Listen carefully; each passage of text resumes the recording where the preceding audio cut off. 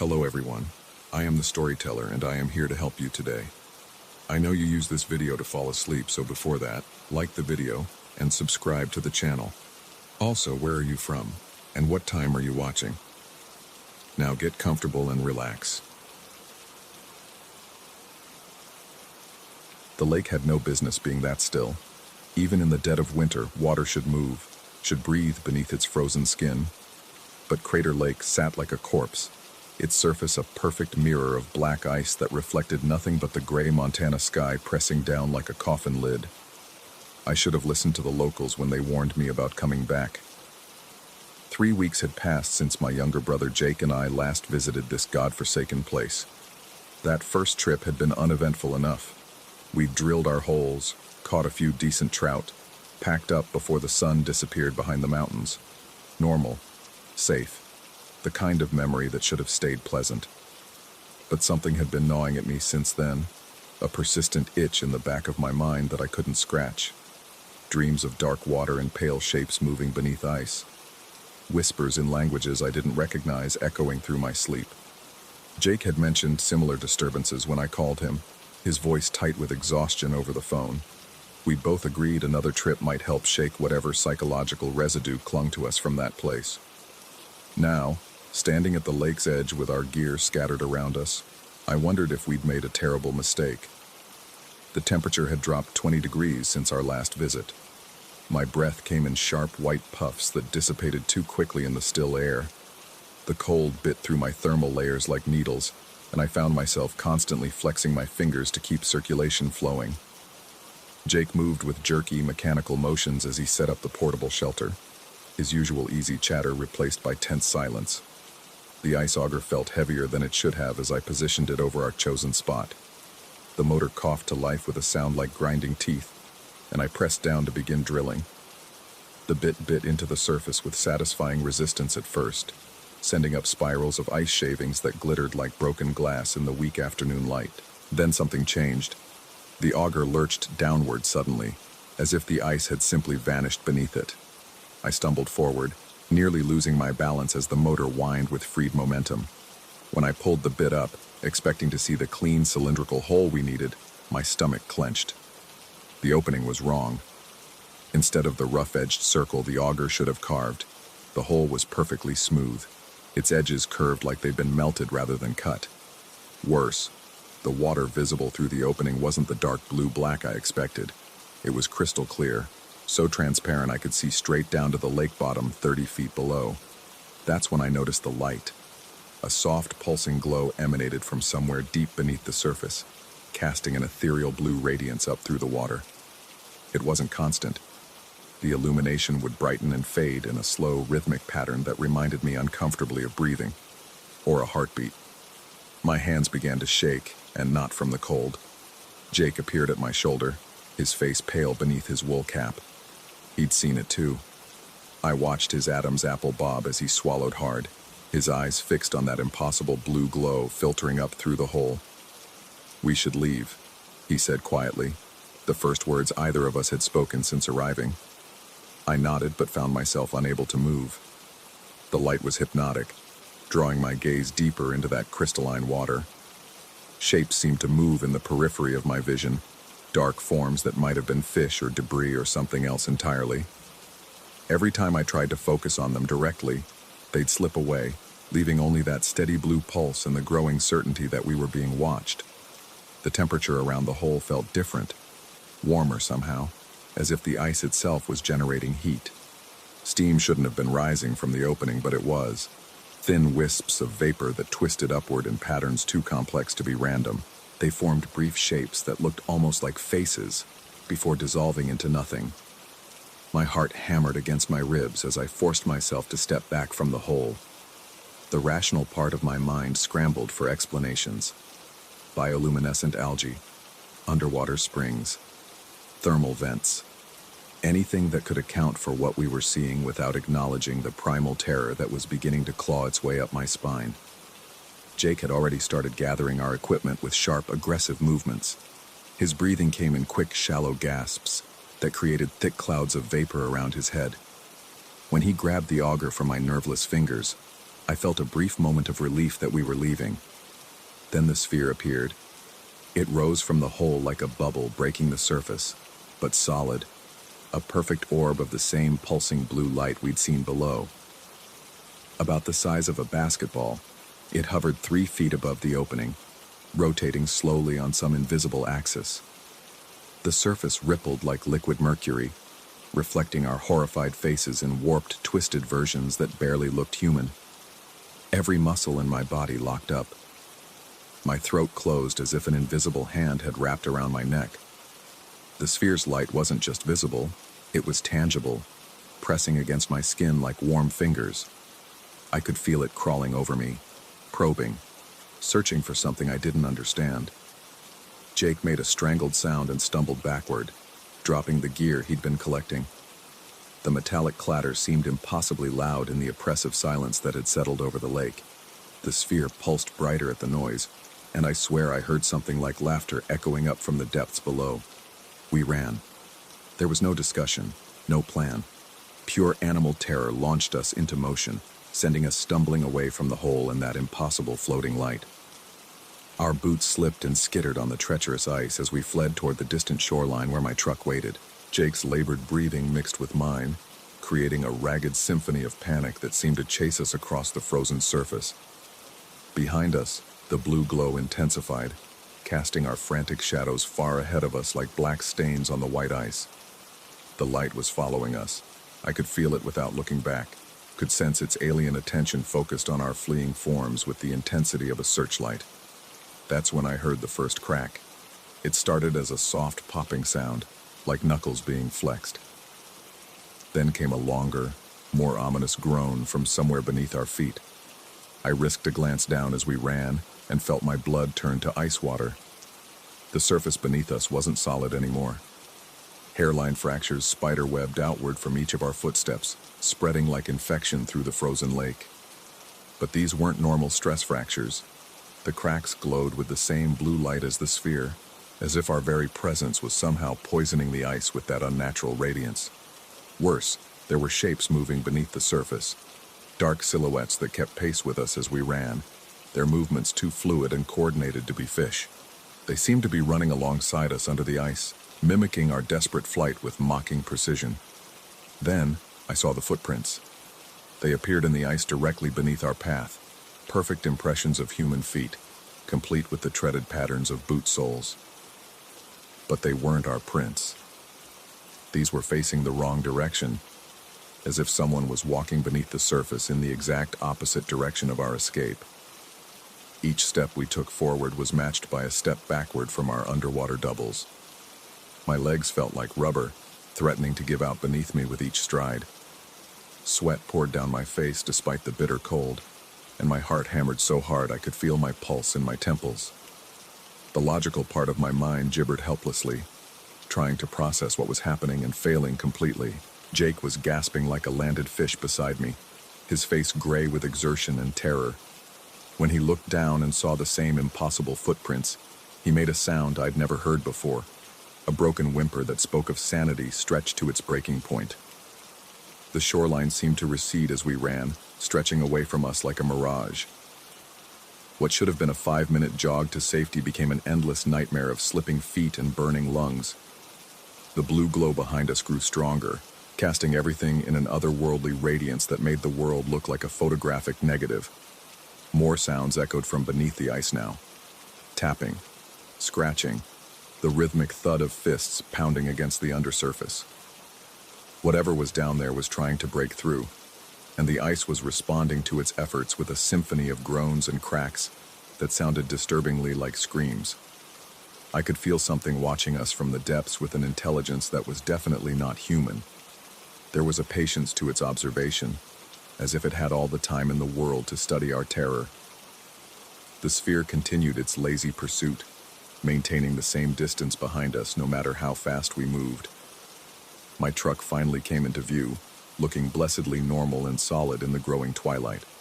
Jake reached it first, yanking open the passenger door with such force I thought he might tear it from its hinges. I dove behind the wheel, my hands shaking so badly I could barely get the key into the ignition. The engine turned over on the third try, and I gunned it without bothering to warm up. Gravel sprayed from beneath the tires as we tore away from the lake, the headlights carving a tunnel through the gathering darkness. In the rearview mirror, I caught a glimpse of that blue glow still hovering over the ice, pulsing with steady rhythm. As I watched, more spheres began to rise from the water, dozens of them, creating a constellation of alien light that reflected off the frozen surface like fallen stars. We drove in silence for the first 20 miles, both of us staring straight ahead and trying to process what we'd experienced. When Jake finally spoke, his voice was hoarse and broken. "Did you see the faces?" he asked quietly. I had. In those final moments before we reached the truck, I'd glimpsed pale shapes pressing up against the underside of the ice. Human faces, or close enough to human to make my skin crawl. They'd been watching us with eyes that held too much intelligence, too much hunger. "We're not going back," I said, though even as the words left my mouth, I could feel something tugging at the edges of my consciousness. A compulsion to return, to stand again at the edge of that impossible hole and stare down into the blue light below. Jake nodded, but I could see in his reflection in the window that he felt it too. The pull, the need to understand what we'd witnessed, even if that understanding came at a price we weren't prepared to pay. 3 days later, I found myself standing on my back porch at 3 a.m, staring north toward the mountains where Crater Lake waited beneath its shroud of ice. The blue glow was visible on the horizon, just a faint smudge of light that shouldn't have been visible from 50 miles away, but was. My phone rang. Jake's number appeared on the screen. "You see it too?" he asked without preamble. I did, and I knew, with the sick certainty of someone who'd already lost a battle they didn't know they were fighting, that we'd be going back. Maybe not tonight, maybe not this week, but eventually. The lake had marked us somehow, claimed us as its own. The blue light pulsed once, twice, like a slow heartbeat in the darkness, and I found myself already planning our return trip. Story 2. The neon sign of the Desert Rose Motel buzzed and flickered against the endless black of the Nevada highway, casting sickly pink shadows that danced across the cracked asphalt like dying insects. Every few seconds, the R in Rose would sputter out entirely, leaving only Deezy Toe's Motel glowing against the void, a name that felt more like a warning than an invitation. I pulled my rental car into the parking lot at midnight, my hands still trembling from the 8 hours of driving through increasingly desolate landscape. The coffee had stopped working 3 hours ago, but sleep felt impossible with the strange electrical humming that seemed to emanate from the very air around this place. The motel stretched before me in a horseshoe shape, 2 stories of peeling paint and rusted railings that groaned in the desert wind. The front desk clerk was a gaunt man with yellowed teeth who barely looked up from his crossword puzzle when I requested a room. His fingers, stained dark with what I hoped was ink, slid a brass key across the counter. "Room 9, he informed me in a voice like gravel scraping against concrete. When I asked about the Wi-Fi password, he just stared at me with rheumy eyes until I backed away from the counter, the key feeling unnaturally cold in my palm. Room 9 sat at the far end of the lower level, squeezed between what should have been Room 8 and Room 10. But the numbering was wrong. Room 8 was nowhere to be found, and Room 10 stood impossibly close to my door. So close that when I held my arms outstretched, I could touch both door frames simultaneously.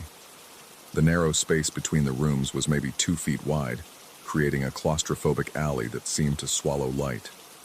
My room reeked of cigarette smoke and industrial disinfectant, a combination that made my stomach churn.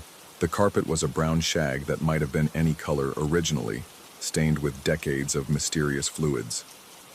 The bed sagged in the middle like a mouth, and the television was an ancient tube model that produced more static than picture.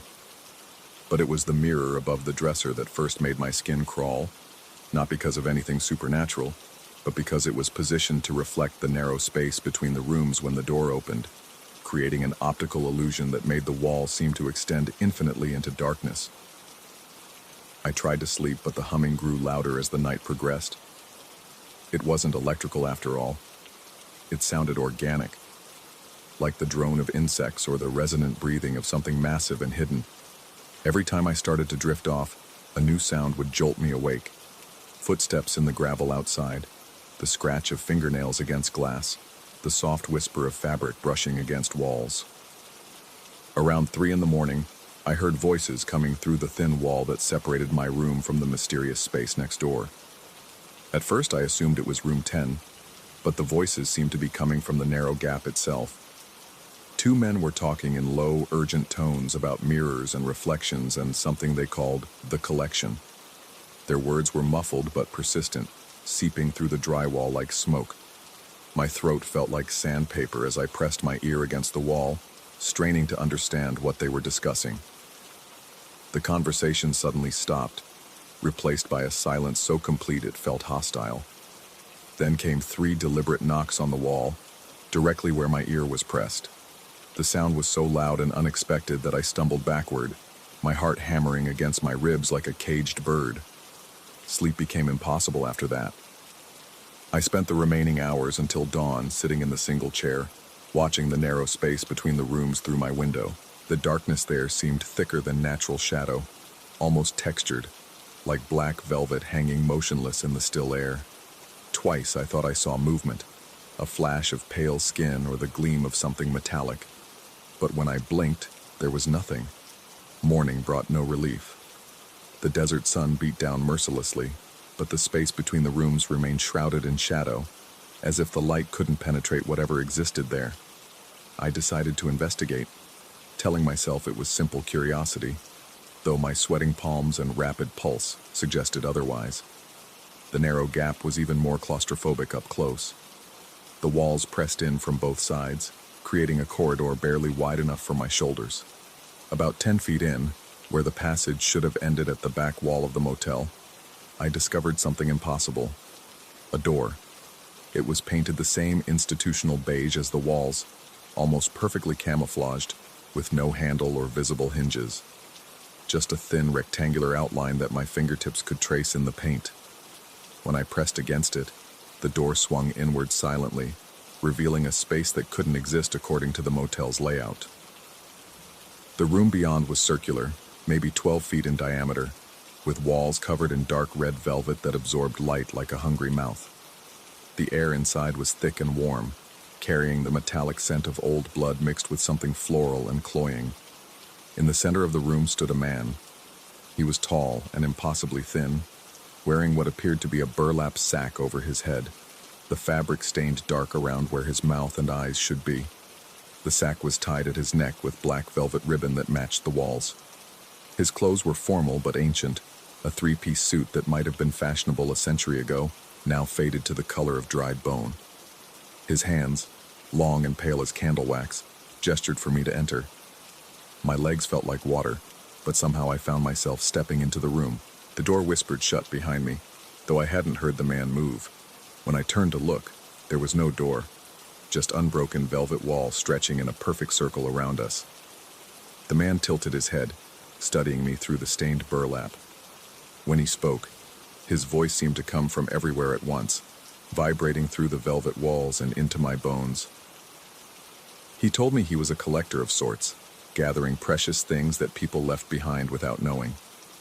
He explained that I had something he needed, something I carried with me everywhere but never truly possessed.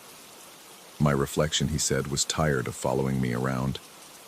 He gestured to a tall mirror that I somehow hadn't noticed before, standing against the far wall like a silent sentinel. The glass was perfectly black, not reflecting anything in the room, not even the dim light that seemed to come from nowhere. He invited me to look into it, to see what I had been carrying all these years. Against every rational thought screaming in my head, I approached the mirror. My reflection was there, but wrong. Older, sadder, with eyes that held knowledge I didn't possess. As I watched, my reflection smiled, though I wasn't smiling. It raised its hand in greeting, though my arms hung at my sides. The man explained that reflections were living things, trapped and forced to mimic their owner's every movement. He offered to free mine, to let it rest in his collection where it could exist independently. All I had to do was agree. and my reflection would finally know peace. The words left my mouth before I could stop them. I heard myself accepting his offer, though I couldn't remember making the decision. The moment I spoke, my reflection in the black mirror straightened its shoulders, nodded once in what looked like gratitude, and stepped sideways out of view. The room began to spin. I stumbled toward where the door had been, clawing at the velvet walls, but found only smooth fabric that seemed to pulse with warmth under my palms. My vision blurred, and the last thing I remembered was the man's satisfied nod before darkness swallowed everything. I woke up in my motel room, fully clothed on top of the bed, with afternoon sunlight streaming through the grimy windows. My head pounded, and my mouth tasted like copper and fear. For a moment, I convinced myself it had all been a vivid nightmare brought on by exhaustion and too much coffee. Then I walked to the bathroom to splash water on my face. The mirror above the sink reflected everything in the room: the shower curtain, the toilet, the fluorescent light buzzing overhead. Everything except me. I stood directly in front of the glass, waving my arms, leaning close enough to fog the surface with my breath, but cast no reflection at all. I ran to every reflective surface in the room: the television screen, the chrome fixtures, even the surface of water in a glass. Nothing. It was as if I had become invisible to mirrors, existing in the world but unable to see proof of my own presence. The front desk clerk watched me with knowing eyes as I checked out, his yellow smile stretching wider than before. He asked if I had enjoyed my stay, if I had found what I was looking for. When I tried to explain what had happened, he simply nodded and suggested I visit the optometrist in the next town over. Sometimes people had trouble seeing clearly after spending time at the Desert Rose. I drove away as fast as my rental car would carry me, but the absence followed. In store windows, car mirrors, puddles of water on the street, everywhere that should have shown my reflection showed only empty space. People began to stare, sensing something wrong even if they couldn't articulate what. Conversations would falter when I approached, and children would cry without reason when I came near. Days turned into weeks, and I learned to navigate a world where I cast no reflection. I avoided mirrors, covered the ones in my apartment, and learned to shave by feel alone. But late at night, when sleep wouldn't come, I could swear I heard my reflection's voice calling from somewhere far away, content and free, no longer forced to mimic my movements, living its own life in the velvet darkness of the collector's room. Sometimes I consider driving back to the Desert Rose Motel, back to that narrow space between rooms 9 and 10, to ask for my reflection back. But I remember the gratitude in its eyes as it stepped away from the black mirror, and I wonder if freeing it was the most merciful thing I've ever done.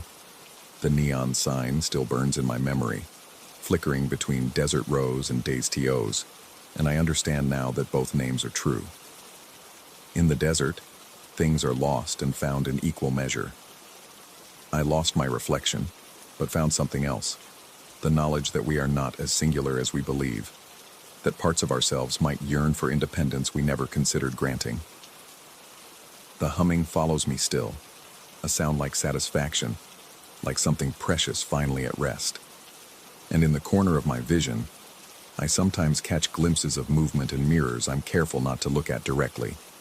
A figure that moves with my mannerisms, but chooses its own expressions, free at last to exist without constraint.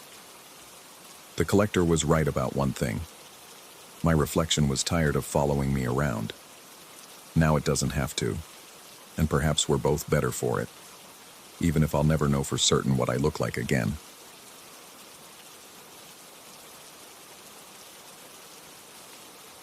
Story 3.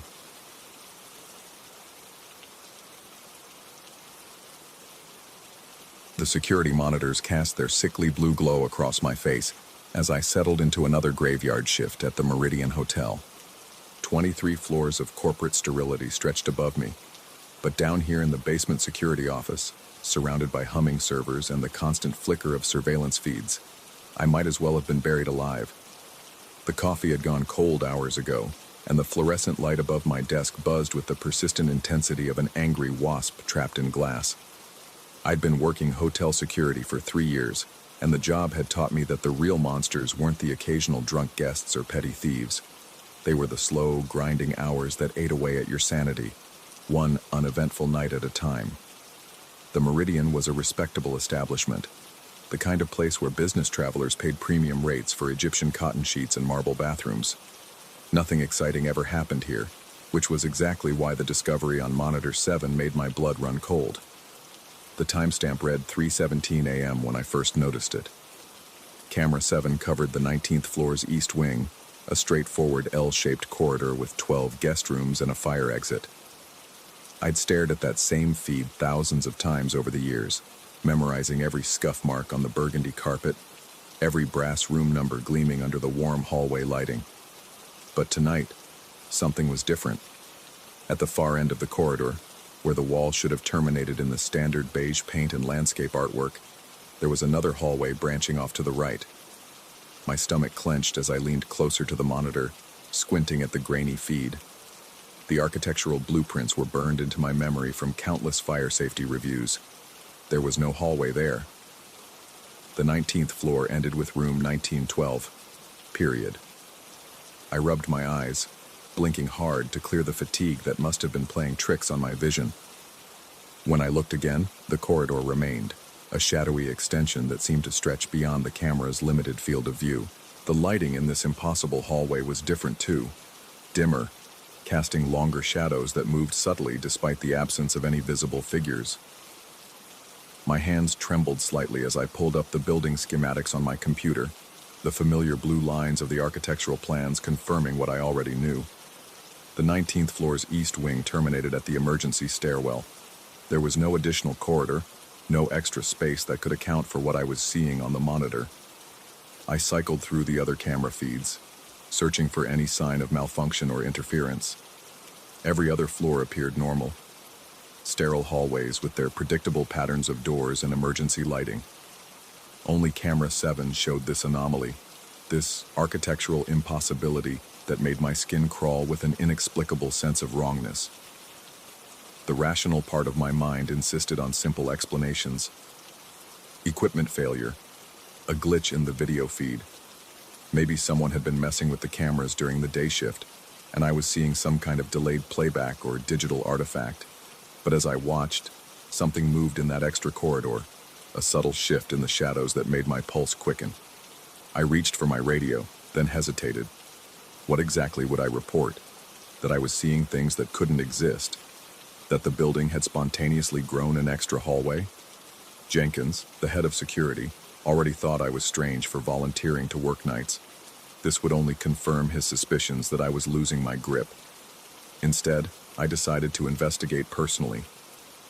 The 19th floor was only a few minutes away by elevator, and seeing the normal solid wall where the corridor appeared to be would restore my faith in reality. I grabbed my flashlight and radio, checking the battery levels on both devices. The radio crackled to life when I tested it, filled with the usual late-night static that plagued the hotel's communication system. The elevator ride to the 19th floor felt interminable, each floor passing with mechanical precision while my anxiety mounted. The numbers climbed steadily, 15, 16, 17, while my mind conjured increasingly irrational explanations for what I'd seen. By the time the doors slid open with their familiar ding, my shirt was damp with perspiration. The 19th floor corridor stretched before me exactly as it always had, with its burgundy carpet and brass fixtures gleaming under the recessed lighting. I walked slowly toward the east wing, my footsteps muffled by the thick carpet. Everything appeared completely normal. The same numbered doors, the same generic landscape paintings, the same fire safety equipment mounted at regulation intervals. At the corridor's end, I found exactly what the blueprints indicated, a solid wall painted in the hotel's standard beige, adorned with a rather uninspiring print of a mountain lake. No mysterious hallway, no architectural impossibility, just a wall. I stood there for several minutes, pressing my palm against the cool paint, feeling the solid drywall beneath. The surface was unmarked, showing no signs of recent construction or alteration. My reflection stared back at me from the glass covering the artwork. A pale, slightly wild-eyed man in a rumpled security uniform, looking like he'd seen a ghost. But when I turned to head back to the elevator, something made me glance over my shoulder one final time. The wall remained solid and unchanged, yet something felt fundamentally wrong about the space. The shadows seemed deeper than they should have been, and the air carried a faint staleness that reminded me uncomfortably of old basements and forgotten storage rooms. Back in the security office, I immediately checked camera 7 again. The extra corridor was still there, as clear as ever. I could even make out more details now, what appeared to be doorways along the phantom hallway's walls, though the lighting was too dim to discern any room numbers. The discrepancy between what I'd seen upstairs and what the monitor displayed made my chest tight with anxiety. I spent the next hour documenting everything I could observe. The mysterious corridor appeared to be roughly the same length as the actual hallway, with similar carpet and wall treatment. The lighting fixtures were different, though, older somehow, with a yellowish cast that spoke of incandescent bulbs rather than the hotel's modern LED system. Most disturbing were the shadows, which moved with subtle but noticeable frequency, suggesting movement just beyond the camera's range. Around 4:30 a.m., I noticed something else that made my mouth go dry. One of the doorways in the phantom corridor was slightly ajar, revealing nothing but impenetrable darkness beyond. As I watched, transfixed by this impossible scene, the door moved, just a fraction, as if someone had bumped it from the inside. My radio suddenly crackled to life, startling me so badly that I nearly knocked over my cold coffee. But instead of the usual security chatter or maintenance updates, I heard something that made no sense whatsoever. A man's voice, clear and professional, began reading what sounded like a news broadcast.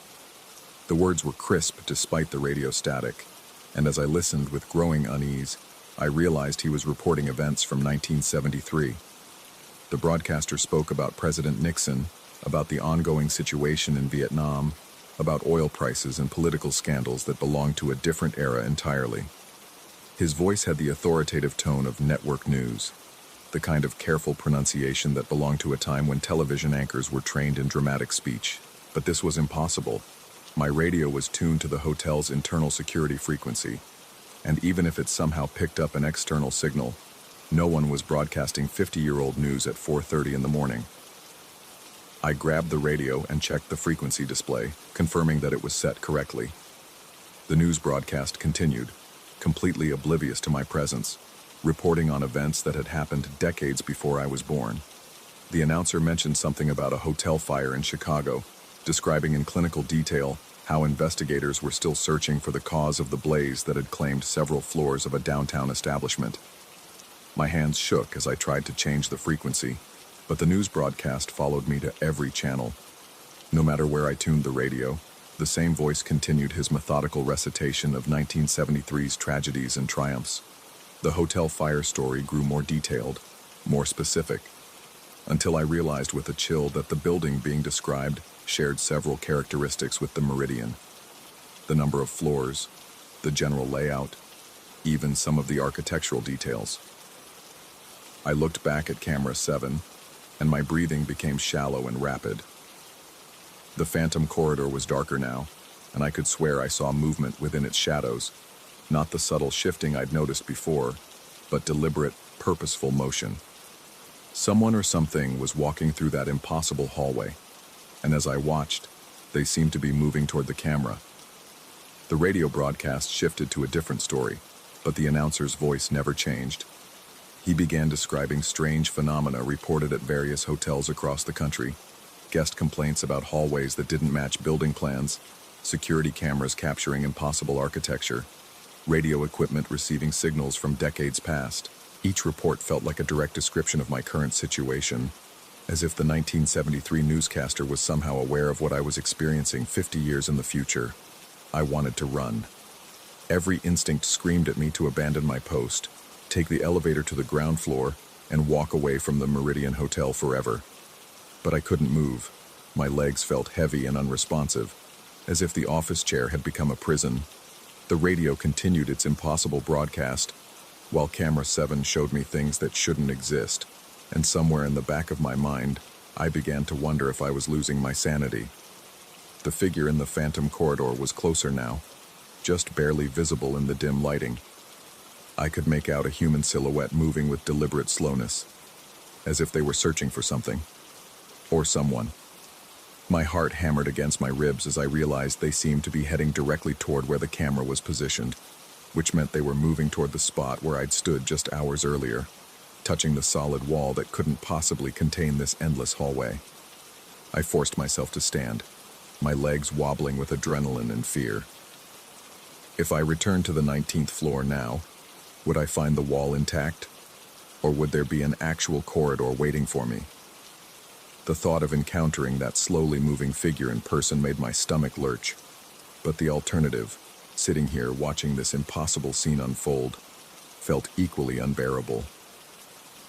The radio's 1973 broadcast had become more urgent now, with the announcer reporting breaking news about a security guard at a downtown hotel who had disappeared during his night shift. The man had been found 3 days later, standing in a corridor that building maintenance insisted didn't exist. He claimed to have been wandering the impossible hallway for months, though security footage showed he'd been gone for less than a week. When investigators tried to find this mysterious corridor, they discovered nothing but solid walls and empty air. I grabbed my flashlight and headed for the elevator, my decision made by the growing certainty that staying in the security office would drive me completely insane. The radio continued its eerie broadcast, the announcer's voice following me as I left the basement and rose through the building's floors. By the time I reached the 19th floor, he was describing how investigators had theorized about temporal anomalies and architectural impossibilities that defied every known law of physics. The corridor looked exactly as I'd left it. Normal, predictable, completely mundane. But as I approached the wall at the far end, my flashlight began to flicker. The beam grew weaker with each step, despite the fresh batteries I'd installed just that morning. By the time I reached the spot where I'd pressed my palm against the solid paint, the light was barely a dim glow, and then, just as my fingertips touched the wall, the flashlight died completely. In the sudden darkness, I heard the radio more clearly than ever. The 1973 announcer was no longer reporting news. He was speaking directly to me, his voice emerging from the small speaker with impossible clarity. He told me about the hotel that existed in the spaces between buildings, the corridors that connected different decades, the guests who checked in during one era and wandered the halls until another. He explained how certain people, usually those who worked alone during the quiet hours, became sensitive to these overlapping architectures. As he spoke, I felt the wall beneath my fingers change. The smooth paint became rough, then soft, then seemed to dissolve entirely.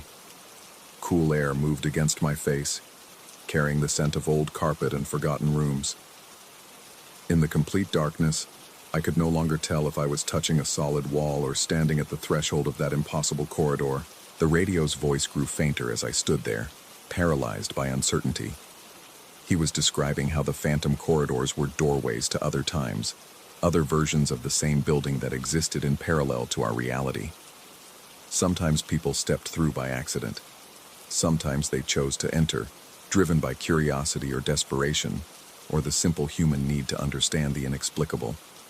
I never decided to step forward. One moment I was standing in the familiar 19th floor corridor, and the next I was somewhere else entirely. The radio's voice faded to a whisper, then silence, as I found myself in a hallway that felt both familiar and completely alien. The carpet beneath my feet was the same burgundy as the meridians, but it was worn and faded in ways that spoke of decades of use. The walls were the same beige, but the paint was older, applied with techniques and materials from another era. Most unsettling were the room numbers. Instead of the brass digits I expected, these doors were marked with numbers that didn't correspond to any logical sequence. Room 1956, Room 1961, Room 1973. Each door marked with a year, rather than a standard hotel room number. I walked through this impossible space for what felt like hours, though my watch had stopped working the moment my flashlight died. The hallway seemed to stretch indefinitely in both directions, lined with dozens of doors marked with different years. Some were slightly ajar, revealing glimpses of rooms that belonged to different decades, furniture and fixtures that told the story of changing tastes and technologies. The fear had transformed into something else by now, a kind of resigned fascination that kept me moving forward, despite the rational voice in my head screaming about impossibility and madness. I passed rooms from the 1960s with their bold wallpaper and space-age furniture, rooms from the 1980s with their pastel color schemes and geometric patterns, even rooms that seemed to belong to decades I hadn't yet lived through. Eventually, I found a door marked with the current year. When I opened it, I discovered a room that looked exactly like the standard accommodations at the modern Meridian Hotel. Crisp white linens, contemporary furniture, all the amenities I'd become familiar with during my security rounds. A digital clock on the nightstand showed the correct time, though I had no idea how long I'd been wandering the temporal corridor. The window looked out onto a view I recognized. The city skyline as seen from the 19th floor of the Meridian. Everything appeared normal, contemporary, reassuringly mundane. But when I tried to use the room's phone to call the front desk, I got nothing but silence. The radio I still carried remained equally silent, no longer broadcasting its impossible news from 1973. I spent what felt like days in that room, testing the boundaries of this strange reality. The door to the hallway remained accessible, but each time I ventured out, I found myself in a slightly different version of the same infinite corridor. Sometimes the years on the doors ran backward, sometimes forward. Sometimes I encountered other doors marked with future dates that filled me with both curiosity and dread. The psychological toll was immense. My sense of time became completely unreliable, and I began to question not just what I was experiencing, but my entire understanding of reality. Was I still sitting in the security office, having some kind of elaborate hallucination? Had I suffered a mental breakdown from years of solitary night shifts? Or was this actually happening? Had I somehow stepped outside the normal flow of time and space? The answer came when I finally decided to try returning to my own time. I found the door marked with the current year and walked through it with the desperate hope of finding myself back in the familiar world I understood. The transition was seamless. One moment I was in the impossible corridor, and the next I was standing in the security office basement, surrounded by humming servers and the blue glow of surveillance monitors. Camera 7 still showed the phantom corridor, but now I could see myself in the feed, a tiny figure standing in what should have been empty air at the end of the 19th floor hallway. I watched my own image on the monitor, seeing myself from the perspective of a security camera that shouldn't have been able to capture anything in that location. The radio crackled back to life, but now it carried only the normal security chatter and maintenance updates I was accustomed to. The 1973 newscast had vanished as completely as if it had never existed, but I knew it had been real. Just as real as the corridor I'd walked through. Just as real as the rooms full of different decades that I'd explored in that timeless space between buildings. I sat in my chair for the remainder of the shift, watching my own figure on camera 7 as I stood motionless in the phantom corridor.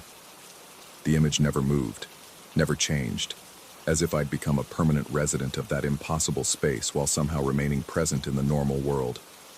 When the day shift arrived, I turned off the monitors and went home, but I knew I would return. The Meridian Hotel had revealed one of its secrets to me, and despite the fear and confusion it had caused, I found myself drawn back to that discovery. Night after night, I returned to my post, watching Camera 7 and listening for the radio broadcasts from other times. Sometimes I saw other figures in the phantom corridor, previous security guards perhaps, or other hotel employees who had stumbled across the same impossible architecture. I never reported what I'd experienced. How could I? But I kept detailed notes, documenting every anomaly, every temporal broadcast, every glimpse of the hotel that existed in the spaces between reality. The Meridian continued to operate normally during the day, its guests completely unaware that their building contained corridors that connected different decades. And I continued to work the night shift, serving as an unofficial guardian of the hotel's most impossible secret. Sometimes, late at night when the building was quiet and the boundaries between different times grew thin, I would return to the 19th floor and step once again into the corridor that shouldn't exist. I learned to navigate its endless hallways, to read the stories told by its year-marked doors, to understand that some buildings are larger than their blueprints suggest. The fear never completely left me, but it evolved into something else. a kind of respectful awe for the mysteries that hide in plain sight, waiting for the right person at the right moment to discover them. The Meridian Hotel had chosen me to be its keeper of impossible things, and despite everything it had cost me in sleep and sanity, I found myself oddly honored by that responsibility. After all, someone had to watch over the corridors that didn't exist, to monitor the cameras that showed impossible architecture, to listen to the radio broadcasts from decades past. Someone had to ensure that the boundaries between different times remained stable, even if those boundaries were far more fluid than most people would ever realize. And in the quiet hours before dawn, when the rest of the world slept peacefully in their normal, linear time, I stood guard over the spaces in between, the guardian of a hotel that was far larger and stranger than anyone imagined. Story 4. The first note slipped under my door at 3:17 a.m., its arrival marked only by the soft whisper of paper against hardwood. When I found it the next morning, the words, "Get out before midnight," glared at me in jagged handwriting that seemed to scratch at my eyes. My coffee grew cold as I stared at those 5 words, my fingers trembling slightly as I held the yellowed paper up to the pale morning light, filtering through the inn's grimy windows. The Wayward Station Inn had seemed charming enough when I'd booked it online 3 days ago. A converted railway station from the 1920s, nestled in the mountains of rural Pennsylvania, it promised authentic period accommodations and a step back in time. What the website hadn't mentioned was the perpetual chill that seemed to seep through the walls, or the way shadows lingered in corners long after the sun should have chased them away. I'd come here to write, to escape the suffocating noise of the city and finish the novel that had been strangling me for months. The isolation felt perfect, necessary even. Now, holding this cryptic warning in my shaking hands, that isolation felt like a trap closing around me. My heart hammered against my ribs as I examined the note more closely. The paper was old, almost brittle, with an odd yellow stain spreading from one corner like dried tears. The ink looked fresh, though. Too fresh. Someone had written this recently. Someone who knew I was here. Someone who wanted me gone. I told myself it was probably just the innkeeper's idea of a joke, some quirky local tradition meant to add atmosphere to the old railway station. But my rational mind couldn't explain away the ice-cold dread that had settled in my stomach like a stone. The inn felt different after that first note. Every creak of the old floorboards made me freeze, my breath catching in my throat. The antique radiators clanged and hissed with sounds that seemed almost like whispered warnings. Even the grandfather clock in the lobby, with its ponderous tick-tock, seemed to be counting down to something terrible. When Mrs. Hartwell, the elderly innkeeper, brought me breakfast, I mentioned the note casually, watching her weathered face for any sign of recognition. Her pale blue eyes flickered for just a moment before she insisted she knew nothing about it. But I caught the way her hands trembled as she set down the tray, how she avoided meeting my gaze directly. She knew something that made her afraid. The second note arrived that afternoon, sliding under my door while I sat just 10 feet away at the small writing desk. I heard the faint rustle and spun around, my chair scraping against the floor. My pulse spiked as I rushed to the door, yanking it open to find only an empty hallway stretching in both directions. The note lay face down on the threshold, and when I picked it up with shaking fingers, my blood turned to ice water. The salt protects them. Touch it, and see. My mouth went dry as I read those words over and over, the paper crinkling under my grip. Salt? What salt?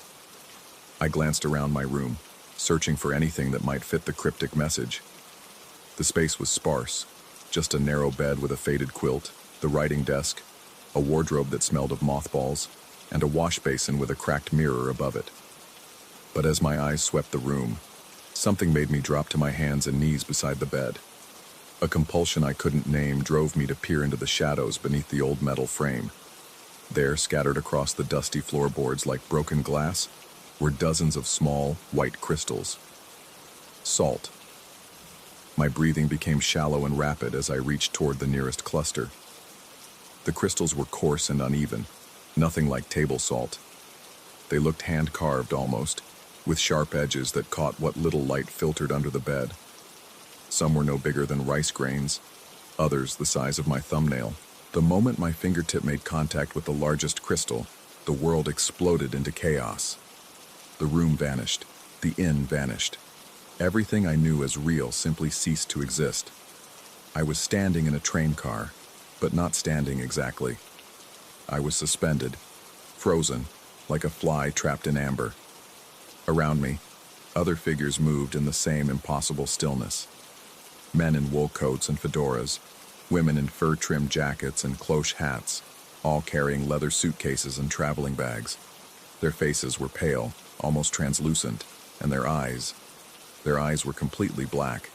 They moved through the train car in a grotesque procession, dragging their luggage behind them with mechanical precision. The sound of the suitcases scraping against the floor was deafening in the absolute silence, a rhythmic grinding that seemed to burrow into my skull. One passenger, a young woman in a beaded dress, passed so close I could see the frost forming on her eyelashes. Her mouth was open in what might have been a scream, but no sound emerged. I tried to move, to breathe, to blink, but my body was locked in place. Only my mind remained active, racing with terror as I watched the frozen parade of passengers. They were beautiful and horrible at the same time, like porcelain dolls come to life, but wrong, fundamentally wrong. The vision lasted only seconds before I yanked my hand back from the crystal, gasping as reality slammed back into place. I was on the floor of my room, my shirt soaked with cold sweat, my heart beating so fast I thought it might explode. The silence that followed was almost worse than the vision itself, a heavy, expectant quiet that pressed down on me like a physical weight. I scrambled away from the bed, my back against the wall, staring at the innocent-looking crystals with wide, terrified eyes. What the hell had just happened? Was I losing my mind? The rational part of my brain offered explanations. Stress, lack of sleep, too much caffeine. But my body knew better. Every cell screamed that what I'd seen was real, impossibly real. The third note came at sunset, just as the last weak rays of light were fading from my window. This time I was watching the door, and I saw the paper appear as if materialized from thin air. One moment nothing, the next moment the crisp white rectangle sliding across the threshold. I didn't want to read it. My hands shook so violently I could barely pick it up. The message was longer this time, written in the same scratchy handwriting. They were passengers on the last train, December 23rd, 1926. The blizzard stopped them here. They've been waiting ever since. The salt keeps them bound, but each touch weakens the barrier. Leave now or join them. December 23rd, 1926. I'd read about that storm in the inn's guest book, the worst blizzard in Pennsylvania history. The final train to stop at Wayward Station before the line was permanently closed. The temperature had dropped to 40 below zero. Search and rescue teams couldn't reach the stranded passengers for 3 days. By then, it was too late. My research instincts kicked in despite my terror. I crept downstairs to the lobby, which had been converted from the original station waiting room. The walls were lined with old photographs and newspaper clippings, tourist attractions now. But my eyes found what I was looking for immediately. A yellowed newspaper headline screamed, 23 passengers found frozen at Wayward Station. The accompanying photograph showed a line of sheet-covered bodies being carried from the train.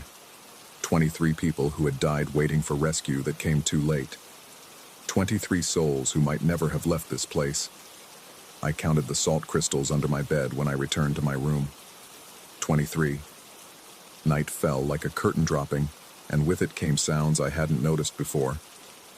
Footsteps in the hallway above my room, slow and deliberate. The distant scrape of something heavy being dragged across the floor. Occasionally, I heard what sounded like suitcase wheels rolling over hardwood, growing closer, then fading away. Mrs. Hartwell had retired hours ago, and I was supposedly the only guest. So who was making those sounds? I tried to convince myself it was just the old building settling, pipes expanding and contracting with temperature changes. But deep down, I knew better. The passengers were restless tonight, and somehow touching those salt crystals had made them aware of me. The fourth note appeared at 11:47 p.m., just 13 minutes before the midnight deadline. I found it not under my door this time, but on my pillow, though I'd been sitting on the bed just moments before. The paper was ice cold to the touch, and when I unfolded it, my blood turned to slush. One touch left. I understood now with horrible clarity. Each time I'd touched the salt crystals, I'd weakened whatever barrier kept the frozen passengers trapped in their liminal state. 3 touches. The first had shown me their existence. The second had made them aware of mine. A third touch. A third touch would complete something I didn't want to understand. The scraping sounds in the hallway grew louder, more insistent. I could hear them clearly now. The unmistakable sound of heavy suitcases being dragged across wooden floors, metal latches clicking open and shut, the whisper of old leather against wood. They were gathering. My watch showed 11:52. 8 minutes until midnight. 8 minutes to decide whether to flee into the freezing mountain night or face whatever was coming for me. But as I reached for my jacket, my eyes fell on the salt crystals again. Despite my terror, a sick curiosity gnawed at me. What would happen if I touched them one more time? What was the final secret they were trying to show me? My hand moved toward the largest crystal almost against my will. This was insane. This was suicide. But the need to know, to understand what had really happened here, was stronger than my fear. The moment my skin made contact, I was back in the train car, but this time was different. This time I wasn't frozen. This time I could move. The passengers turned to look at me with their black, endless eyes. The young woman in the beaded dress stepped forward, her mouth forming words that emerged as crystalline whispers in the frigid air. She was trying to tell me something important, but I couldn't quite make out the words over the sound of wind howling through broken windows. Then I understood. They weren't malevolent. They weren't trying to trap me or add me to their number. They were trying to warn me. Because I wasn't the first person to stay in this room. I wasn't the first to find the salt crystals. And I wasn't the first to receive the notes. The notes weren't from the passengers. They were from previous guests. People like me who had discovered the truth too late. People who had made that final, fatal touch and found themselves forever bound to this place, existing in the spaces between moments, trying desperately to warn the next victim. As this realization crashed over me, I felt the train car beginning to fade. But instead of returning to my room, I found myself standing in the inn's lobby. The grandfather clock read 11:59. Mrs. Hartwell stood at the front desk, no longer the kindly old innkeeper, but something else entirely. Her skin had taken on that same translucent quality as the passengers, and when she smiled, I saw that her teeth were made of salt. "Welcome to the permanent collection," she whispered, her voice like wind through winter trees. "We've been waiting for you to complete the Trinity." The Trinity. 3 touches. 3 links in a chain that bound the living to the dead. I had 1 minute to escape. 1 minute before midnight sealed my fate forever. My legs felt like lead as I stumbled toward the door, but with each step, the inn seemed to stretch longer. The exit moving farther away, the temperature plummeted with each second that passed, my breath becoming visible in sharp puffs. 50 seconds. 40. 30. I could hear them all now. Not just the 23 passengers, but every guest who had stayed in this room over the decades. Dozens of voices calling out warnings that came too late, pleading with me to run, to escape the trap they had fallen into. With 10 seconds left, I threw myself at the front door, my shoulder slamming into the old wood with enough force to send pain shooting down my arm. The door held fast, sealed by more than mere locks. 5 seconds. 4. 3. I pressed my back against the door and closed my eyes, waiting for the midnight chime that would make me part of the inn's permanent collection. 2. 1. Silence. When I opened my eyes, I was standing outside in the freezing mountain air, my breath forming clouds in the starlight. My car keys were clutched in my hand, though I didn't remember grabbing them. In my other hand was a piece of paper, another note, but this one was in my own handwriting. For the next guest, get out before midnight. The salt protects them. Touch it and see. They were passengers on the last train. I was already writing the warnings, already becoming part of the cycle. But I was still alive, still free, still able to leave this cursed place behind. I drove through the night, putting as much distance as possible between myself and Wayward Station Inn. But even now, weeks later, safe in my own apartment, I can still feel the cold touch of those salt crystals on my fingertips. I can still hear the scrape of suitcases in quiet moments. And sometimes, in the deepest part of the night, I find myself writing notes in my sleep, warnings for the next victim, the next curious soul who will ignore every red flag and make that final, irreversible touch. Because the Trinity isn't complete yet. Someone else will stay in that room.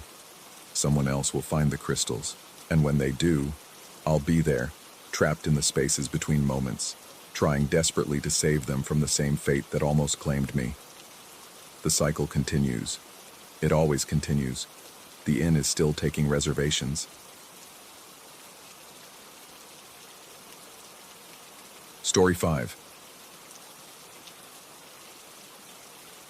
The first thing I notice isn't the unfamiliar wooden walls or the musty smell of decay that clings to everything like a second skin. It's the silence. Not the peaceful quiet of a forest retreat, but the oppressive, suffocating silence that presses against my eardrums until they ache. My eyes snap open to complete darkness, and for a moment, I wonder if I'm still dreaming. But the rough wooden floor beneath my back, the splinters that dig into my palms as I push myself up, and the bitter taste of copper in my mouth tell me otherwise. I'm in a cabin. How I got here remains a complete mystery, locked away in some inaccessible corner of my mind. The last thing I remember is driving home from work, the familiar stretch of highway that I'd traveled thousands of times before. Everything after that is a black void, as if someone had taken an eraser to my memory. My head throbs with each heartbeat, a steady percussion that echoes in the hollow space around me. I reach for my phone, but my pocket is empty. Panic begins to crawl up my throat like a living thing. I need light. I need to see where I am, to understand what's happened to me.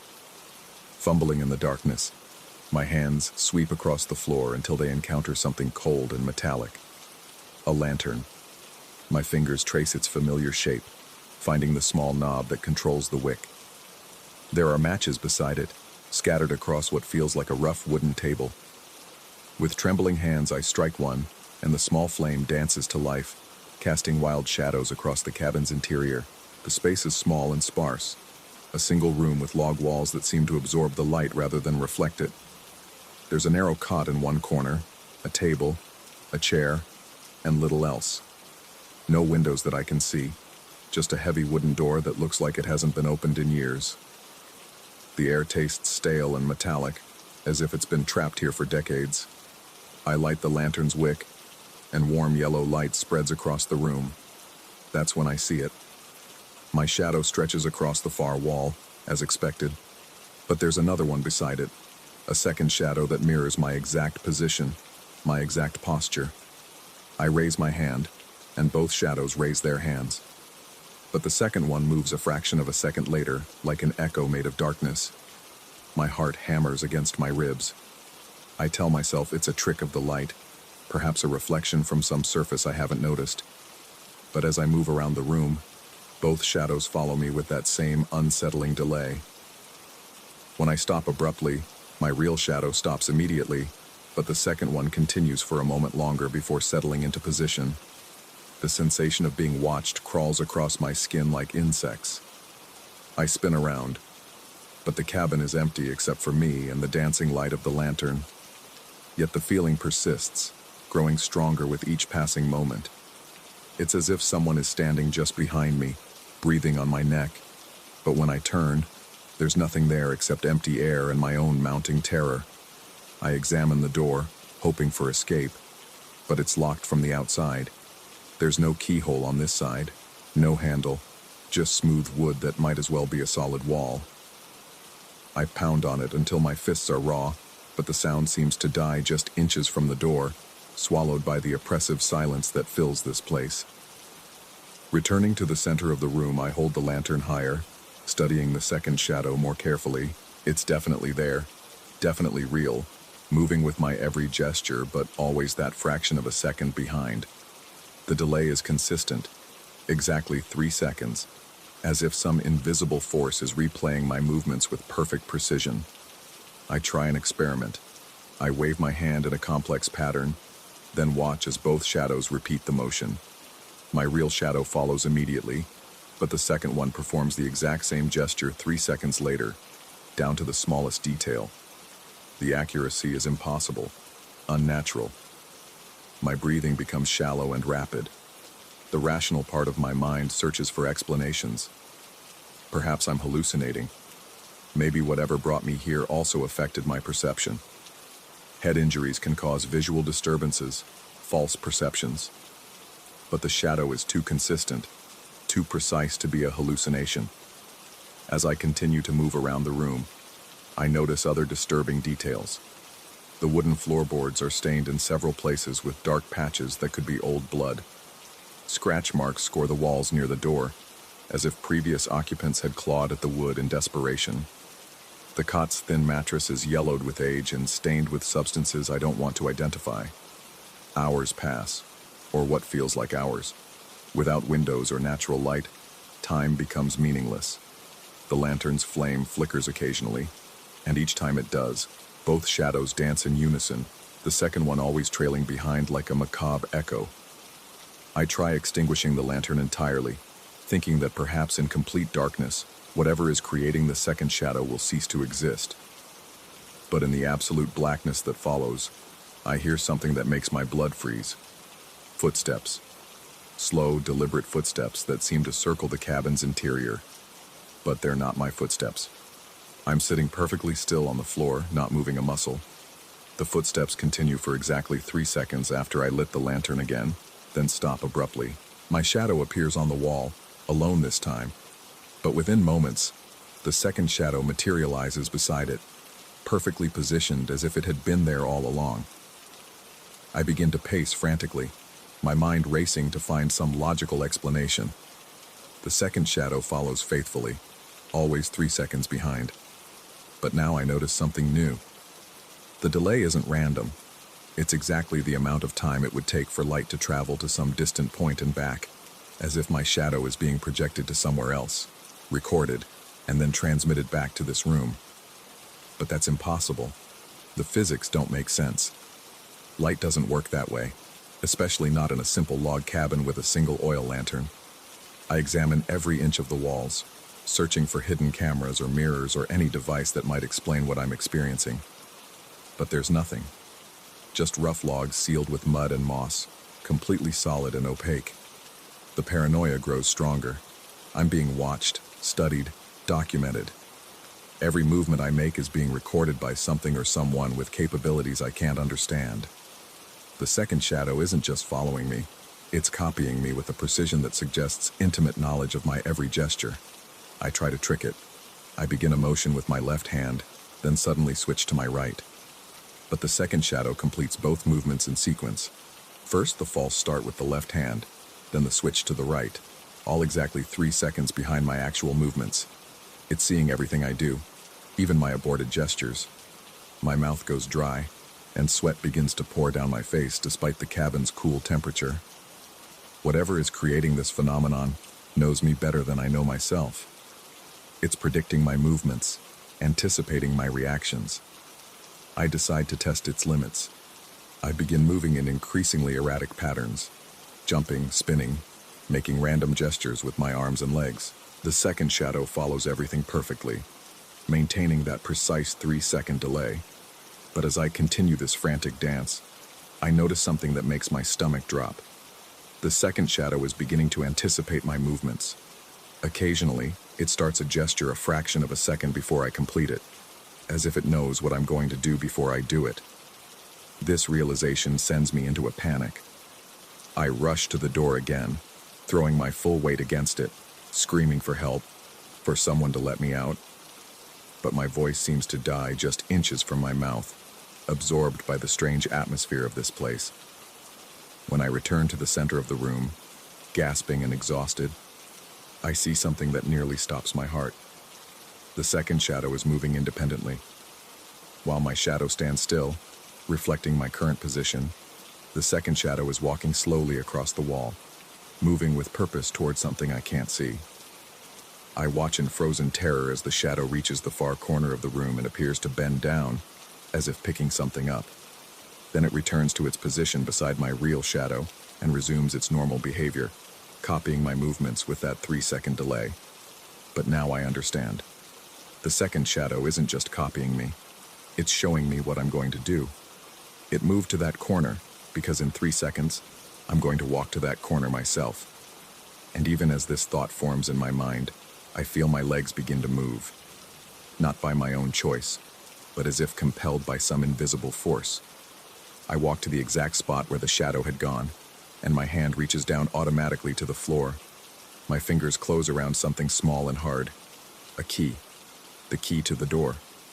I examine it in the lantern light, my hands shaking so violently I can barely hold it steady. It's old and tarnished, but it fits the lock I can feel on the outside of the door. But how did I know it was there? How did the shadow know? As I approach the door, key in hand, I realize the horrible truth. The second shadow isn't an echo of my movements. It's a preview. It's showing me my future, 3 seconds before it happens. And if it can show me the future, then it can control the future. Or perhaps I'm controlling it. Perhaps the shadow is my own consciousness, displaced in time, trying to communicate with my present self. Maybe I've been in this cabin before, many times, reliving the same sequence of events over and over again. I insert the key into the lock and it turns easily. The door swings open to reveal not the outside world I expected, but another room identical to the one I'm leaving. Another cabin with the same sparse furnishings, the same stained floorboards, the same oppressive atmosphere. But this room has no lantern. I step inside, carrying my light source, and immediately 2 shadows appear on the wall. Mine, and the second one, still trailing 3 seconds behind. The door closes behind me with a soft click, and I hear the lock engage automatically. I'm trapped again, but in a different room, or perhaps the same room. The layout is identical, but something feels different. The stains on the floor are in slightly different positions. The scratch marks on the walls follow different patterns. I search this new room and find another key, exactly where the shadow shows me it will be. This key opens another door to another identical room, and another, and another. Each room is the same yet different, as if I'm moving through infinite variations of the same space, and in each room, the second shadow becomes more independent, more active. Sometimes it moves for minutes at a time while my real shadow remains stationary. It explores corners I haven't examined, points to objects I haven't seen, performs actions I haven't taken. But always, eventually, I find myself compelled to follow its lead. My body moves without my conscious control, retracing the shadow's movements exactly. I'm becoming a puppet to my own displaced consciousness, following a script written by some version of myself that exists 3 seconds in the future. The rooms begin to change subtly. The walls grow darker, the air thicker. Strange symbols appear carved into the wood, symbols that hurt my eyes to look at directly. The second shadow begins to interact with these symbols, touching them in specific sequences while I stand helplessly watching. And then I'm compelled to repeat the exact same movements, my fingers tracing the painful symbols in the precise order the shadow had demonstrated. With each symbol I touch, the cabin changes. The walls breathe. The floor shifts beneath my feet. Reality becomes fluid, malleable, responding to the mysterious patterns carved into the wood. I understand now that I'm not trapped in a physical space. I'm trapped in a temporal loop, a closed circuit of cause and effect where my future self is controlling my present actions through the medium of that impossible shadow. But why? What is the purpose of this endless repetition? What am I supposed to learn or accomplish in this place outside of normal time and space? The answer comes when I reach a room that's different from all the others. This one has windows, and through them I can see not the outside world, but other versions of myself in other rooms, all carrying lanterns, all followed by their own second shadows. There are dozens of them, hundreds, all moving through their own sequences of rooms, all following the guidance of their displaced shadows, all trapped in their own temporal loops. I realize that I'm not alone in this experience. Whatever force created this place has captured many others, all of us existing in parallel timelines that occasionally intersect and overlap. But as I watch the other versions of myself, I notice something crucial. Some of them are moving differently. Their shadows aren't leading them anymore. Instead, they're leading their shadows, making independent choices, breaking free from the predetermined patterns. The key to escape isn't in following the shadow's guidance, but in rejecting it, in choosing to act contrary to what it shows me, even when every instinct and compulsion tells me to obey. With tremendous effort, I force myself to move in the opposite direction from where my shadow is pointing. The resistance is enormous, like swimming against a powerful current, but gradually I feel the control loosening. My shadow begins to flicker and fade. The second shadow struggles to maintain its form, becoming translucent and unstable. I continue to defy its guidance, making random, unpredictable movements that it cannot anticipate or copy. And slowly, painfully, the second shadow dissolves entirely, leaving only my real shadow dancing alone on the wall. The room around me begins to fade as well, the walls becoming transparent, the floor insubstantial. I'm falling through layers of reality, passing through the infinite rooms I've inhabited, seeing them all simultaneously from a perspective outside of time. I land hard on cold asphalt, gasping and disoriented. I'm in a parking lot outside a roadside diner, lying beside my car with my keys still in my hand. The sun is setting, casting long shadows across the pavement, but they're normal shadows, single shadows that move exactly as they should. People are gathering around me, asking if I'm all right, if I need medical attention. I tell them I'm fine, that I must have fainted, but I can't explain the hours or days that seem to have passed while I was trapped in that place. As I drive home, I notice something in my rearview mirror that makes my blood run cold.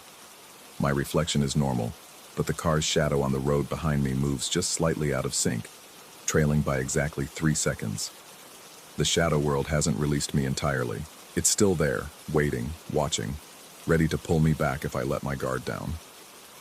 I'll have to remain vigilant, always checking my shadows, always ensuring they move when and how they should. Because now I know the truth about that place outside of time.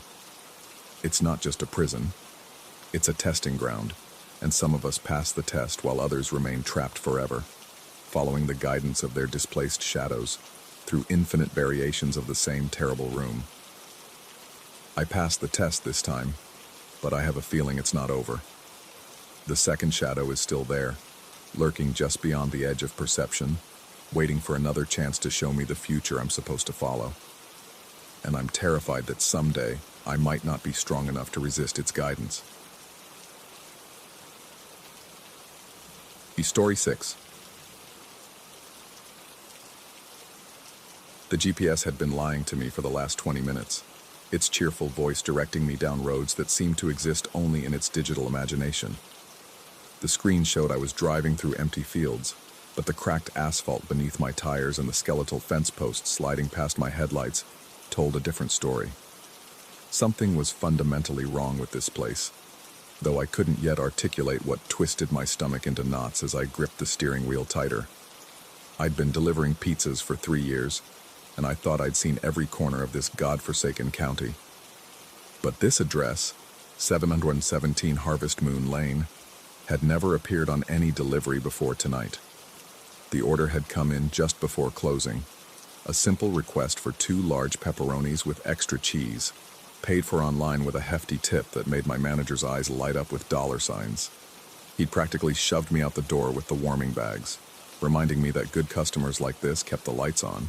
Now, as my headlights carved through the oppressive darkness ahead, I wondered if any amount of money was worth this growing sense of dread that crept up my spine like ice-cold fingers. The road narrowed further, and my car's engine seemed to strain against some invisible resistance. The familiar hum became a labored wheeze, and I found myself pressing harder on the accelerator just to maintain the same sluggish pace. Through the windshield, the world ahead remained stubbornly black, as if my headlights were being absorbed by the darkness rather than piercing it. Even the dashboard lights seemed dimmer, casting everything in an amber glow that made the interior feel more like a tomb than a vehicle.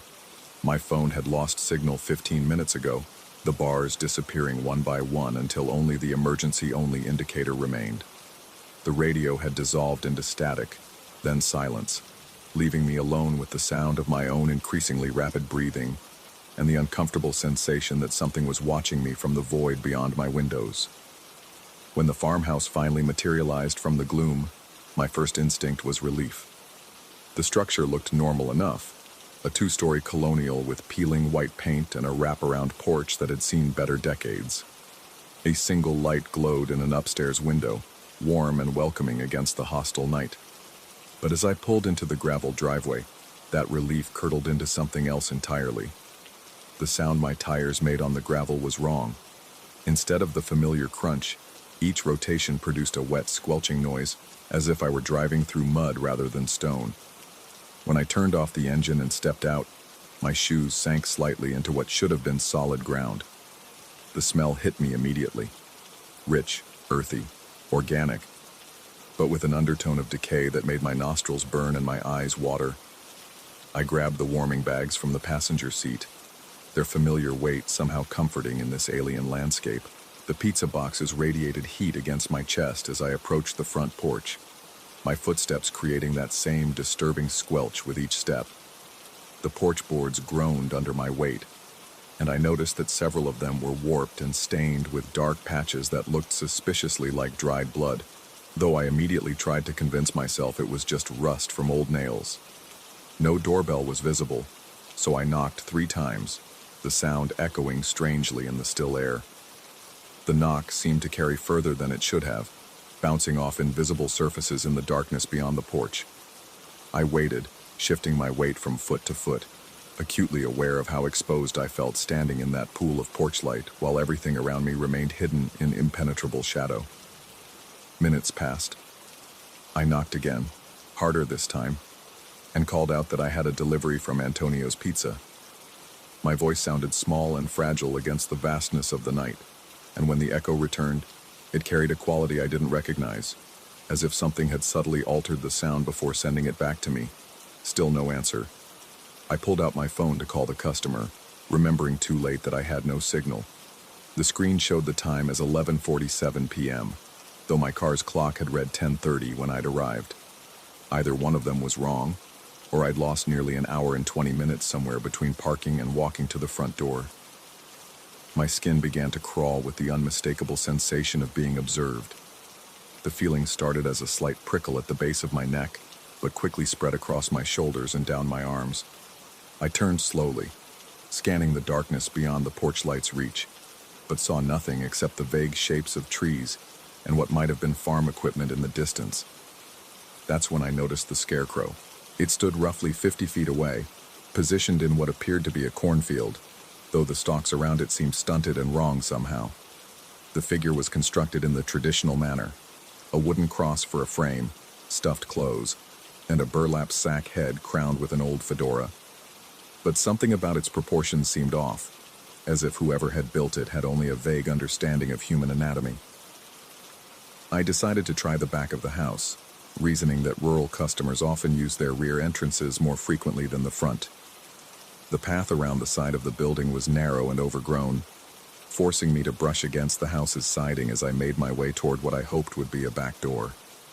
The paint felt wet under my fingertips, though when I pulled my hand away and examined it in the light from my phone's flashlight, my fingers were clean. The backyard opened up into a more expansive view of the farmland, and I could see that the property stretched much further than I'd initially realized. Fields extended in every direction, disappearing into the darkness like a vast ocean of agricultural void. More scarecrows dotted the landscape, each one standing sentinel over its designated section of crops. Something about their positioning bothered me. They seemed to be facing inward, toward the house, rather than outward to ward off whatever threats might approach from the wilderness beyond. A back door did exist, and I approached it with renewed hope. The pizza bags now feeling significantly heavier than they had 20 minutes earlier. This door was painted red, though the color had faded to a deep rust that made it nearly indistinguishable from dried blood in the poor light. I knocked again, calling out my presence, and was surprised when the door swung open slightly at my touch. The customer had apparently left it unlocked for me, though no note or instructions were visible. I called out again, explaining that I had their pizza delivery, but received no response from the darkened interior. The smart thing would have been to leave the pizzas on the doorstep and call it a night, but the hefty tip on this order represented nearly half my rent money, and I wasn't about to forfeit it over some misplaced nervousness. I pushed the door open further and stepped inside, immediately regretting the decision. The air inside the house was thick and humid, carrying that same organic smell I'd noticed outside, but concentrated to an almost suffocating degree.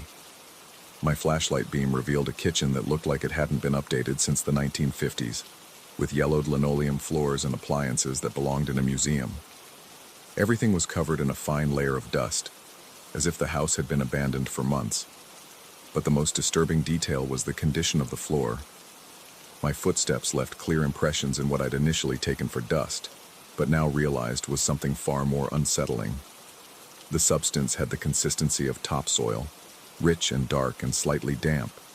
It clung to the soles of my shoes and released small clouds of particulates with each step, making me cough and cover my nose with my free hand.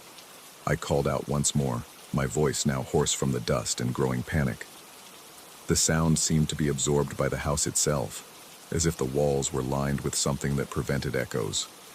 I set the pizza bags on the kitchen counter, trying to convince myself that leaving them here would fulfill my obligation and allow me to escape this increasingly nightmarish situation. As I turned to leave, movement outside the kitchen window caught my eye. The scarecrow I'd noticed earlier, the one in the cornfield, had changed position. Where it had been facing away from the house before, it now stood turned toward the building. Its burlap face pointed directly at the window where I stood. The distance made it impossible to discern features, but I had the unmistakable impression that it was looking at me. My rational mind scrambled for explanations. Wind could have turned it. The angle of my observation had changed. I was simply mistaken about its original position, but my body knew better, flooding my system with adrenaline that made my hands shake and my heart hammer against my ribs like a caged animal desperate for escape. I backed away from the window, my movement triggering a cascade of small sounds throughout the house. Creaks and groans, and what sounded like rustling fabric from upstairs. The customer was home after all, I told myself, probably just sleeping and unaware of my arrival. But even as I formed this thought, I knew it wasn't true. Those sounds weren't human footsteps or the normal settling of an old house. They were something else entirely, something that made every primitive instinct in my brain scream warnings. The smart thing would have been to run, to abandon the pizzas, sprint to my car, and drive away as fast as possible. But I found myself frozen in place, staring out that kitchen window at the scarecrow that couldn't possibly have moved, but undeniably had. My breathing became shallow and rapid, each inhalation bringing more of that suffocating organic smell into my lungs. That's when I saw the scarecrow's hand move. It was a subtle motion, just a slight flexing of what should have been inanimate fabric and stuffing. But in the stark illumination of my flashlight beam, I could clearly see the sewn fingers curl and uncurl, in a gesture that was unmistakably beckoning. The movement was jerky and unnatural, like a marionette operated by someone still learning how to manipulate the strings. My knees nearly buckled. The flashlight beam wavered in my trembling grip, casting dancing shadows that made the entire scene shimmer with unreality. I blinked hard, hoping to clear whatever hallucination was overtaking me. But when I opened my eyes, the scarecrow had moved closer. Not by much, perhaps 10 feet, but enough to confirm that I wasn't imagining things. It now stood at the edge of the cornfield, well within the circle of light cast by the kitchen window. And in this improved illumination, I could see details that made my stomach lurch with revulsion. The scarecrow's clothes weren't just old, they were rotting. What I'd taken for faded fabric was actually organic matter in various stages of decomposition. held together by coarse stitching that looked disturbingly similar to surgical sutures. The burlap head was stained with dark patches that could have been moisture damage but looked far too much like dried blood for comfort. And then it spoke. The voice didn't come from the scarecrow itself, but seemed to emanate from the very air around me, a whispered request that bypassed my ears and resonated directly in my skull. It asked for another slice of pizza, the words delivered with the casual expectation of someone continuing a conversation we'd never started. My grip on the flashlight failed entirely. The device clattered to the floor, its beam spinning wildly before settling on a position that cast my own shadow, elongated and distorted, across the kitchen wall. In that shadow, I could see movement that didn't correspond to my own frozen stillness. Shapes that writhed and twisted like living things trying to escape the confines of their two-dimensional prison. The rustling sounds from upstairs intensified, joined now by similar noises from the basement, and what sounded like scratching within the walls themselves. The house was coming alive around me, filled with presence that defied explanation or rational thought. I could feel eyes watching me from every direction, not just the scarecrow outside, but countless others hidden in the shadows, studying my every movement with patient, predatory interest. I forced myself to move, stumbling toward the back door with clumsy desperation. But each step seemed to require enormous effort, as if the air itself had thickened into something resembling molasses. My lungs burned with each breath, and dark spots began to dance at the edges of my vision. The organic smell had become overwhelming, no longer just unpleasant but actively toxic, poisoning me with each inhalation. Behind me, I could hear the pizza boxes being opened. The sound of cardboard flaps being lifted was followed by what could only be described as feeding noises. Wet, hungry sounds that suggested mouths and teeth and digestive processes that bore no resemblance to normal human eating. Multiple entities seemed to be partaking, their consumption accompanied by satisfied sighs and the occasional grunt of appreciation. I reached the back door and fumbled for the handle, my coordination compromised by panic and whatever toxin I was breathing. The metal felt burning hot against my palm, though my rational mind insisted it should be cool. Behind me, the feeding noises grew louder and more enthusiastic, joined by new sounds that suggested the meal was being shared among an ever-growing number of participants. The door finally gave way, and I stumbled out into the night air, gasping like a drowning man breaking the surface, but the relief was short-lived. As my eyes adjusted to the darkness, I realized that every scarecrow in the surrounding fields had moved. They now formed a loose circle around the house, all facing inward, all perfectly still except for the occasional twitch of a hand or turn of a head, and they were all closer than they had been before. My car seemed impossibly distant, though I knew I'd parked it less than 100 feet away. The ground beneath my feet had become even more unstable, each step requiring careful balance to avoid sinking into what felt like quicksand disguised as farmland. Behind me, the feeding sounds continued, now accompanied by what sounded like satisfied conversation, though the words were too muffled and distorted to understand. I began to run, or at least attempted to. My movements felt sluggish and uncoordinated, as if I were moving underwater or in a dream where physics operated under different rules. The scarecrows watched my progress with patient interest, their positions shifting slightly to track my movement, but never quite moving when I was looking directly at them. My car key felt foreign in my hand when I finally reached the vehicle, the metal cold and somehow heavier than it should have been. I fumbled with the lock, my fingers too unsteady to insert the key properly on the first several attempts. When the door finally opened, I practically fell into the driver's seat, immediately locking the doors and starting the engine with desperate urgency. The headlights, when they flicked on, revealed that the scarecrows had moved again. They now stood in a perfect line across the driveway, blocking my exit route. But as I put the car in drive and pressed the accelerator, they stepped aside with eerie synchronization, creating a path just wide enough for my vehicle to pass through. I drove between them with my foot pressed to the floor, not daring to look in the rearview mirror until I'd put several miles between myself and that cursed farmhouse. When I finally did glance back, I saw nothing but empty road stretching behind me, lit by my own taillights and seemingly normal in every way. The GPS, when it finally regained signal, showed no record of Harvest Moon Lane. According to the satellite data, I'd spent the last 2 hours driving through the middle of a nature preserve where no roads or buildings existed. My manager, when I called to report the failed delivery, insisted that no order had been placed for that address and that our system showed no record of any transaction matching the one I described.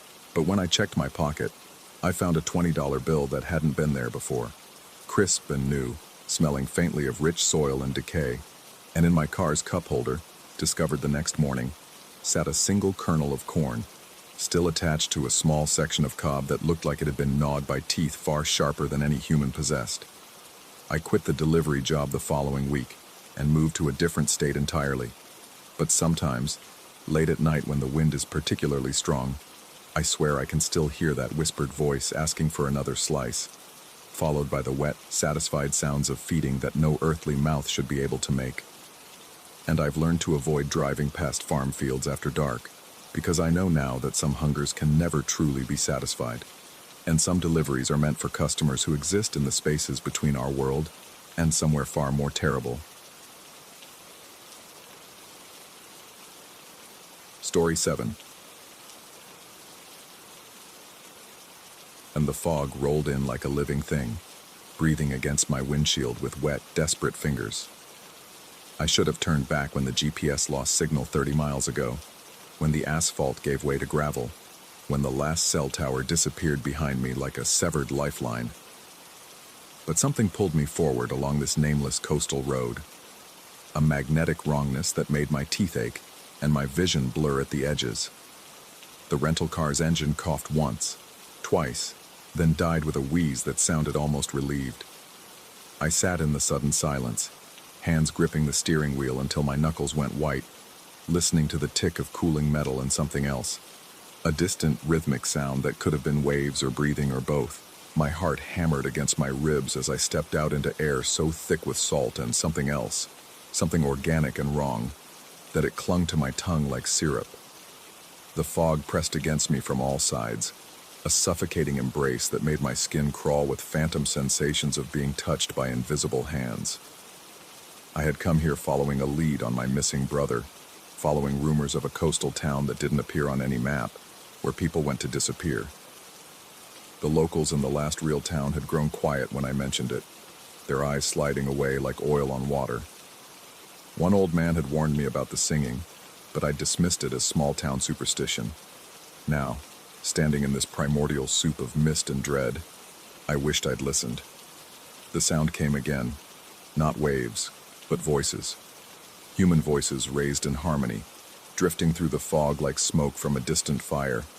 My chest tightened, and I found myself walking toward the sound before my rational mind could protest. Each step felt like walking deeper underwater, the pressure building in my ears until they popped with small, wet sounds. The voices grew clearer as I walked, though the words remained unintelligible, a language that felt older than language should be, syllables that seemed to bypass my ears and vibrate directly in my bones.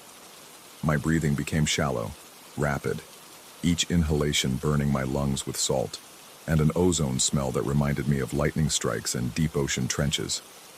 Through the fog, shapes began to emerge. Human silhouettes standing in perfect formation, their bodies swaying gently as they sang. Relief flooded through me so suddenly that my knees nearly buckled. People, civilization, someone who could tell me where I was, help me find my way back to the main road. But as I drew closer, my relief curdled into something cold and sick in my stomach. The figures weren't moving naturally. Their sway was too uniform, too mechanical, like puppets dancing on the same string. And their faces. Christ, their faces were wrong.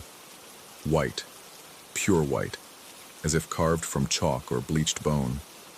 Not painted white, not diseased white, but the white of things that had never known color, never known life. Their eyes were holes filled with shadow, their mouths perfect circles of darkness from which that inhuman singing poured. My feet kept moving forward, even as every nerve in my body screamed at me to run. The fog seemed to part before me, creating a corridor that led directly to the circle of singers. I could feel their eyeless gazes fixed on me, could feel their attention like a physical weight pressing down on my shoulders. Closer now, I could see they weren't breathing. Their chests didn't rise and fall. No mist emerged from their mouths despite the cold, yet still they sang, their voices weaving together in harmonies that made my vision swim and my inner ear throb with pressure. Then I saw what they held in their hands. Shells. Large, spiraled conch shells pressed against their lips like ancient trumpets. The sound wasn't coming from their throats at all. It was emerging from those shells, voices pouring out of them like water from a broken dam. But whose voices? And how? My mouth went dry as cotton. Sweat beaded on my forehead despite the cold, rolling down my face in hot tracks that felt like tears. My heart was beating so hard I could feel it in my throat, in my fingertips, in the soles of my feet. One of the figures turned its head toward me with a motion so slow and deliberate, it seemed to take hours. Its face was completely smooth. No nose, no eyebrows, no features at all except for those black holes where eyes should be, and the perfect circle of its mouth. When it spoke, the words came from the shell in its hands, not from its lips. "Join us," the shell whispered, and the voice was familiar, heartbreakingly familiar. My brother's voice, but hollow, echoing, as if it were being filtered through fathoms of seawater. I stumbled backward, my legs feeling like rubber, but the fog had closed in behind me. There was nowhere to go but forward, into the circle of white figures with their terrible shells and their impossible songs. Another figure turned, then another. Each one spoke with a voice from the shells, and each voice belonged to someone I knew. Childhood friends, co-workers, people who had gone missing over the years. All of them speaking in unison now, all of them calling my name, beckoning me forward. "Join us," they said, and their shells gleamed wetly in the diffused light.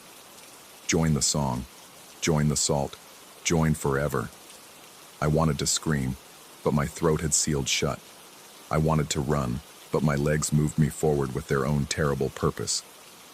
The singing grew louder, more complex, harmonies layering upon harmonies until the sound became a living thing that wrapped around my mind and squeezed. And then I was inside the circle. The moment I crossed the threshold, the fog lifted like a curtain being drawn back, and I could see everything with horrible clarity. The figures weren't people at all. They were statues, carved from what looked like white stone but felt wrong, organic somehow. Salt, I realized with a horror that started in my toes and worked its way up. They were made of salt. But the singing continued, pouring from their shells in voices I recognized, voices of the lost and the missing and the disappeared. The shells themselves seemed to pulse with internal light, like bioluminescent creatures from the deep ocean. I reached out with a trembling hand to touch the nearest figure, and its surface crumbled slightly under my fingers. Salt. Pure salt, warm to the touch and somehow yielding, as if there were something soft and alive beneath the crystalline surface. The figure's head turned to look at me, though it had no eyes to see with. Its mouth hole stretched wider, and my brother's voice emerged from the shell in its hands. Clearer now, more desperate. "Help!" the shell pleaded in my brother's voice. "Help us! Can't leave! Can't stop singing! Can't—" The voice cut off as another figure raised its shell, and a different voice emerged. My grandmother's voice, dead for 15 years. Then another and another, a chorus of the dead and the missing and the trapped, all singing that alien song through shells that served as their prisons and their voices. My vision started to tunnel. Black spots danced at the edges of my sight, and I could feel my own voice being drawn out of my throat, pulled toward one of the empty shells that lay scattered at the circle's center. My knees hit the ground hard, sending shockwaves of pain up my legs, but even that seemed distant and unimportant compared to the terrible suction I felt in my chest, in my throat, in the very core of who I was. The salt figures began to move, stepping closer with their inhuman mechanical grace. Their shells gleamed and pulsed, hungry for new voices, new songs to add to their eternal chorus. I could feel myself becoming hollow, feel my identity being siphoned away note by note. But then, a moment of clarity, sharp as broken glass. The fog swirled, and I saw a gap in the circle, a space between two figures where the mist was thinner. My body moved without conscious thought, pure survival instinct overriding the supernatural compulsion that had brought me here. I threw myself toward the gap, crawling when my legs wouldn't work, dragging myself across ground that felt soft and yielding like flesh. Behind me, the singing rose to a crescendo that made my ears bleed, made my vision strobe with impossible colors. The moment I crossed the circle's boundary, the world snapped back into focus. The fog rolled in again, thick and concealing, and the singing faded to a distant whisper. But I could still hear the voices calling my name, still hear my brother pleading for help through lips of shell and salt. I ran, stumbled, fell, picked myself up, and ran again. My car was where I'd left it, though it felt like I'd been gone for hours or days. The engine started on the first try, and I drove blind through the fog, following the gravel road by feel and prayer, until I saw the blessed glow of electric streetlights through the mist. I didn't stop driving until I reached the city, until I was surrounded by concrete and steel and the comfortable noise of human civilization. But even now, weeks later, I can still hear that singing in quiet moments. I can still feel the pull of those shells, calling me back to join the eternal chorus. And sometimes, in my darkest moments, I wonder if I really escaped at all. Sometimes I catch myself humming along to a tune I don't recognize, feel my throat vibrating with harmonies that shouldn't exist. Sometimes I look in the mirror and see my reflection growing paler, more translucent, as if I'm slowly becoming salt myself. The authorities found no record of the coastal town I described. The GPS showed no deviation from the main highway. They suggested stress, hallucinations, carbon monoxide poisoning from my car's exhaust. But they couldn't explain the salt I keep finding in my pockets, in my shoes, under my fingernails. Salt that tastes of the ocean and sounds like singing when it dissolves on my tongue. My brother is still missing. The voices in the shells are still singing. And somewhere along that nameless coast, wrapped in fog and impossibility, the circle waits for new voices to join their eternal song. I write this as a warning, though I know few will believe. Stay away from coastal roads that don't appear on maps. Ignore the singing in the fog. And if you ever find yourself in a circle of salt figures with shells for voices, remember that some prisons are made not of bars, but of songs that never end. The salt remembers everything. The shells preserve every voice they've ever swallowed. And somewhere in that chorus of the lost, my brother's voice still calls for help. A help I was too afraid to give. A rescue I was too weak to attempt. The singing follows me now, a constant whisper at the edge of hearing. And I know, with growing certainty, that one day I'll follow that whisper back to its source. One day the pull will be too strong to resist, and I'll take my place in the circle, my voice joining the eternal harmony that binds the salt figures in their endless hollow song. Until then, I wait. I listen. And I taste salt in everything I eat, in everything I drink, in every breath I take. The ocean calls, and the shells sing, and somewhere in the fog, my brother waits for me to come home.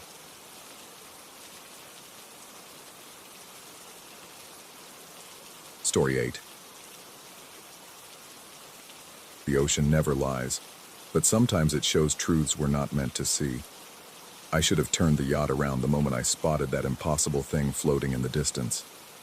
But curiosity, that fatal human flaw, pulled me forward like a fish toward a lure. The Mediterranean sun hung low that evening, painting the waters in shades of amber and blood, when I first glimpsed what I initially mistook for a mirage. My hands trembled against the yacht's steering wheel as I cut the engines, letting the Serafina drift closer to the anomaly. The silence that followed felt dense, oppressive, broken only by the gentle lapping of waves against our hull. My breath caught in my throat as the object came into focus. A boat, or something resembling one, crafted entirely from what appeared to be liquid glass. Its surface rippled and flowed like mercury, yet maintained the unmistakable shape of a vessel, complete with a mast that seemed to bend and straighten with each passing wave. The thing floated impossibly on the water's surface, neither sinking nor riding the waves naturally. Instead, it moved with an otherworldly grace, as if the laws of physics held no dominion over its crystalline form. My pulse quickened, hammering against my ribs with increasing intensity. Every rational part of my mind screamed warnings, urged me to start the engines and flee. But something deeper, something primal and hungry for understanding, kept me frozen in place. I had been sailing alone for 3 days, seeking solitude after the bitter divorce proceedings that had left me hollow and questioning everything I thought I knew about life. The Serafina had been my escape, my sanctuary from the lawyers and the accusations and the slow dissolution of 20 years of marriage. But now, faced with this impossible sight, my personal troubles seemed insignificant, childish even. The glass boat drifted closer, and I noticed something that made my skin crawl with goosebumps. Its surface acted as a mirror, but not in any conventional sense. Where I expected to see my own reflection staring back, I saw something far more disturbing. The figure in the glass looked like me, same weathered face, same salt and pepper beard, same deep-set brown eyes, but older, decades older. The man in the reflection bore the weight of years I had yet to live, his face carved with lines of experience and suffering that hadn't yet touched my own skin. My legs felt unsteady beneath me as I gripped the yacht's railing. The reflection man's mouth moved silently, as if trying to communicate something urgent across the barrier of time and glass. His eyes held a desperate intensity that made my stomach clench with dread. Sweat beaded on my forehead despite the cool evening breeze, and my breathing became shallow and rapid. I forced myself to look away, blinking hard and shaking my head to clear the impossible vision. When I looked back, the reflection had changed. Now the older version of myself appeared even more aged, his hair white as bone, his face gaunt and marked by deep worry lines. His hands, which mirrored my own movements as I gripped the railing, were gnarled and spotted with age. But it was his eyes that truly terrified me. They held a knowledge, a terrible understanding of something that hadn't yet come to pass. The glass vessel continued its impossible dance on the waves, each movement causing the reflection to shift and change. Sometimes the older me appeared to be shouting soundlessly. Other times he simply stared with an expression of profound sadness that made my chest ache with phantom grief. My heart pounded so hard I could hear it in my ears, drowning out even the sound of the ocean. I tried to move away from the railing, to retreat into the yacht's cabin, but found myself paralyzed by the sight. The reflection had become addictive, each glimpse revealing new details about a future I was apparently destined to live. In one particularly disturbing moment, I watched the aged version of myself gesture frantically toward something behind him, something I couldn't see but that clearly filled him with terror. The sun continued its descent, casting longer shadows across the water. As darkness began to claim the sky, the glass boat seemed to glow with an internal light, making the reflections even more vivid and disturbing. My mouth had gone completely dry, and my hands shook so violently I had to clench them into fists to maintain any semblance of control. I attempted to convince myself that exhaustion was playing tricks on my mind. 3 days of solitude, minimal sleep, and the emotional strain of recent events could easily cause hallucinations. But the reflection's consistency, its detailed and evolving nature, defied such rational explanations. The older me in the glass continued to age with each wave that passed beneath the vessel, sometimes appearing to be in his 70s, sometimes his 80s, sometimes so ancient that his features became barely recognizable. Then came the moment that shattered what remained of my skepticism. The reflection suddenly stopped aging and began moving independently of my actions. While I stood motionless at the railing, the figure in the glass turned and pointed directly at me, his mouth forming words I couldn't hear but somehow understood with chilling clarity. "Don't look." Ice flooded my veins. My legs nearly buckled as the full implications hit me. This wasn't just showing me possible futures. It was showing me the consequences of witnessing them. The older me in the reflection wasn't just aged by time. He was aged by knowledge, by the terrible burden of having seen too much. I stumbled backward from the railing, my vision blurring with panic-induced tears. My breathing came in short, desperate gasps, as if the air itself had become too thin. The yacht seemed to rock more violently now, though the sea remained relatively calm. Every shadow appeared to move with menace, and I found myself checking over my shoulder constantly, expecting to find some unseen presence lurking behind me. The glass boat had somehow drifted even closer, near enough now that I could make out intricate details in its impossible construction. Veins of darker material ran through the liquid glass like blood vessels, pulsing with a rhythm that matched my own racing heartbeat. The reflection showed the ancient version of myself, now hunched and broken, his hands pressed against the glass as if trying to break through from the other side. I forced myself to move, stumbling toward the yacht's controls with unsteady steps. My fingers fumbled with the ignition, slick with sweat and trembling uncontrollably. The engines coughed to life, their familiar rumble providing a small measure of comfort in the midst of my terror. But as I turned the wheel to steer away from the glass vessel, I made the mistake of glancing back one final time. The reflection had changed completely. Now it showed not just an aged version of myself, but multiple versions, dozens of them, all at different stages of advanced age, all staring out with expressions of accumulated horror. They moved independently, some reaching out desperately, others covering their faces in apparent anguish. In the center of this crowd of future selves stood one figure that made my blood freeze completely. Myself as I was in that very moment, young and terrified, staring back at the man I was becoming. The realization hit like a physical blow. This wasn't just showing me the future, it was creating it. Each moment I spent looking into that cursed reflection was adding years to my life, aging me with the weight of forbidden knowledge. The terror of understanding accelerated my aging process, creating a feedback loop that would eventually transform me into one of those desperate, ancient figures trapped in the glass. With strength born of pure survival instinct, I wrenched my gaze away and gunned the engines. The Serafina lurched forward, cutting through the waves with desperate speed. Behind me, I could sense, rather than see the glass boat following, its impossible form keeping pace despite having no visible means of propulsion. The sound of waves breaking against both vessels created an unsettling rhythm that seemed to whisper my name. I didn't dare look back again, not even when the sounds of pursuit finally faded into the distance. Instead, I focused on the horizon ahead, on the promise of harbor lights and solid ground, and the blessed normalcy of a world where glass boats didn't float, and reflections didn't show forbidden futures. But even as I sailed toward safety, I could feel the changes beginning in my body. A subtle stiffness in my joints, a slight dimming of my vision, the first gray threads appearing in my hair, as if time itself was accelerating around me. By the time I reached port 3 hours later, I looked 10 years older than when I had started the day. The harbor master who helped me dock commented on how tired I appeared, how much the sailing trip seemed to have aged me. He suggested I see a doctor, mentioned that stress could do terrible things to a man's appearance.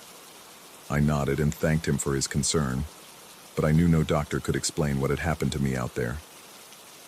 As I walked away from the yacht, I caught my reflection in the harbor office window and saw the truth that would haunt me for whatever remained of my unnaturally shortened life. The man staring back was already showing the first signs of becoming one of those desperate figures trapped in the glass. The ocean never lies, but sometimes the truth it reveals is too terrible to bear. And sometimes, once you've seen your future, there's no escaping the weight of that knowledge. It ages you from the inside out, day by day, until you become exactly what you witnessed in that cursed reflection. I never sailed alone again, but it didn't matter. The damage was already done. The glass boat had shown me my future, and now I was living it, one prematurely aged day at a time. Story 9. The salt-heavy wind cut through my jacket like frozen razor blades, and somewhere in the distance, the lighthouse beam swept across the churning black water with mechanical indifference. I should have trusted my gut when Marcus first pitched the idea of nighttime photography sessions on this godforsaken stretch of coastline, but the money he offered was too good to pass up, and my rent was 3 weeks overdue. Now, standing on the rocky outcropping as midnight approached, every instinct screamed that I'd made a terrible mistake. The waves below crashed against the jagged shore with a violence that seemed personal, angry, as if the ocean itself resented our presence. Marcus had been setting up his equipment for the past hour, his movements precise and methodical in a way that made my skin crawl. There was something off about how he handled that vintage camera, stroking its metal body like it was alive. My heart hammered against my ribs as I watched him adjust the tripod one final time. The man barely spoke during our drive here, just hummed under his breath and tapped his fingers against the steering wheel in patterns that reminded me of Morse code.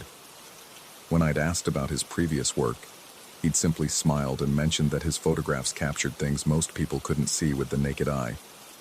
At the time, I'd assumed he meant he was good at finding interesting angles or lighting.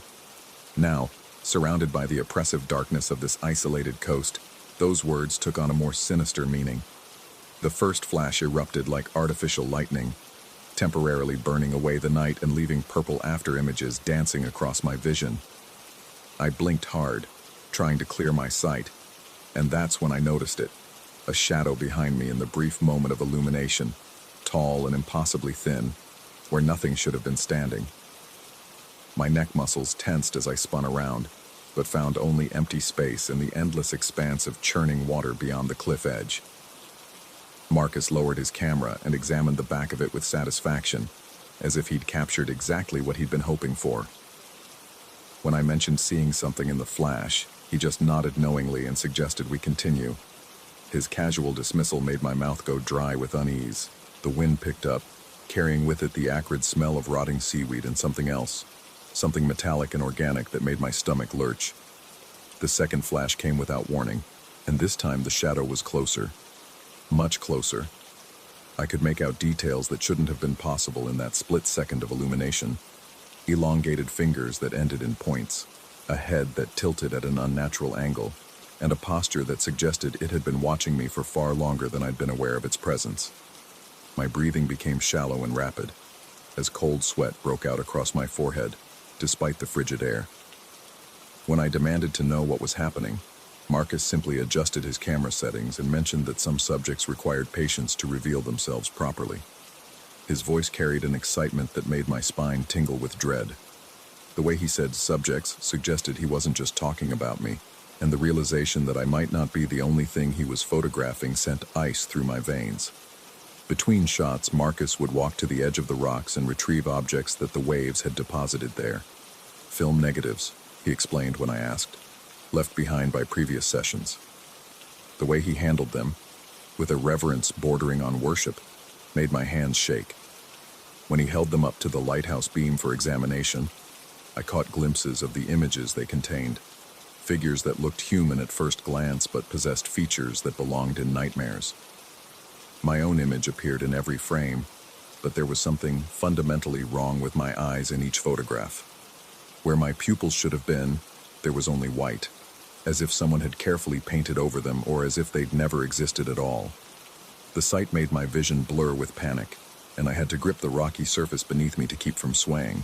Marcus noticed my distress and assured me that this was perfectly normal for subjects who were transitioning, though he refused to elaborate on what that meant. The third flash revealed not one shadow but three, arranged in a semicircle behind me like silent sentinels. They seemed to pulse with their own dark energy, and I could swear I felt their attention boring into the back of my skull like drill bits. My entire body began to tremble uncontrollably, and the taste of copper filled my mouth as if I'd bitten my tongue. The rational part of my mind insisted that this was all some elaborate trick, a setup involving hidden projectors or accomplices. But my gut knew better. Marcus became increasingly animated as the session progressed, muttering to himself about excellent manifestations and unprecedented clarity. He moved around me in a circle, capturing images from different angles, and with each flash, the shadows seemed to grow more solid, more real. I could hear them now, a low humming that seemed to come from inside my own head, building in intensity until it drowned out the sound of the crashing waves. The negatives that washed up after each round of photographs showed a progression that filled me with mounting horror. In the earliest ones, the shadows were barely visible, like smudges or defects in the film. But as the night wore on, they became increasingly defined, taking on humanoid shapes that somehow managed to be both familiar and utterly alien. Worse still, my own image seemed to be fading with each frame, becoming increasingly transparent until I appeared more like a ghost than a living person. When I tried to leave, I discovered that my legs wouldn't obey me. They felt heavy and unresponsive, as if I'd been standing in freezing water for hours. Marcus noticed my distress and explained that subjects often experience temporary paralysis during the capturing process. The way he said it suggested this was neither the first time he'd witnessed such a reaction, nor something he considered problematic. The lighthouse beam seemed to be moving faster now, or perhaps time itself was becoming distorted. Each sweep of light brought fresh revelations, more shadows, stranger shapes, and the growing certainty that whatever was happening to me was irreversible. My reflection in the camera's lens showed eyes that were already beginning to lose their color, pupils fading to the same empty white I'd seen in the photographs. The final series of flashes came in rapid succession, and with each burst of light the shadows pressed closer. I could feel their presence as a physical weight, cold and suffocating, pressing against my back and shoulders. The humming in my head reached a crescendo that made my ears ring and my vision blur. Marcus was practically dancing now, capturing frame after frame with manic enthusiasm, and I realized with crystalline clarity that I had never been his client. I had always been his subject. The negatives that emerged from the final wave were different from all the others. In these, the shadows had faces. My face, repeated dozens of times, each one slightly different but unmistakably me. Or perhaps it would be more accurate to say they were what I was becoming. The me in the photographs grew increasingly hollow-eyed and translucent, while the shadow versions became more solid and defined, as if we were trading places one flash at a time.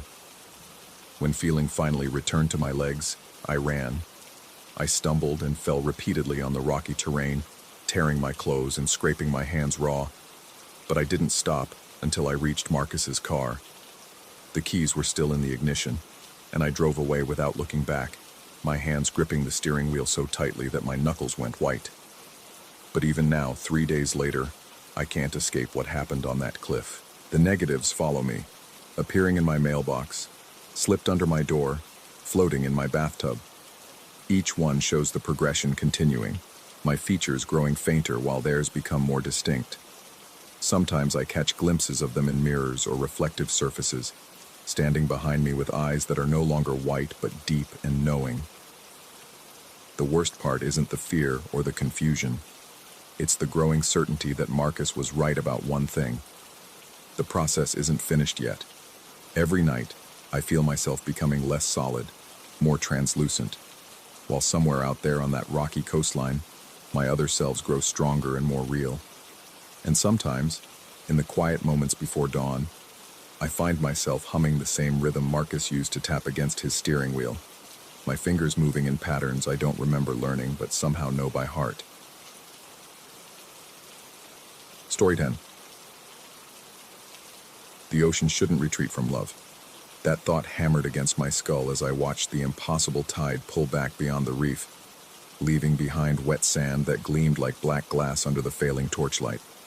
Something was fundamentally wrong with this place, with this moment, with the very air that tasted of salt and decay. I should have known better than to trust Marcus when he suggested Bali for Sarah's destination wedding.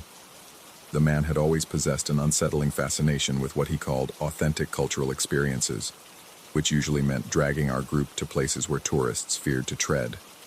But Sarah had been enchanted by his description of the secluded beach ceremony, the traditional Balinese elements, the mystical romance of exchanging vows where ancient spirits supposedly blessed unions. Standing there now, watching the bamboo torches flicker and die one by one despite the absence of wind, I felt my stomach clench with a dread so profound it seemed to emanate from my bones. The wedding party huddled closer together as darkness crept across the beach like spilled ink. My shirt clung to my back, soaked through with cold sweat that had nothing to do with the tropical humidity.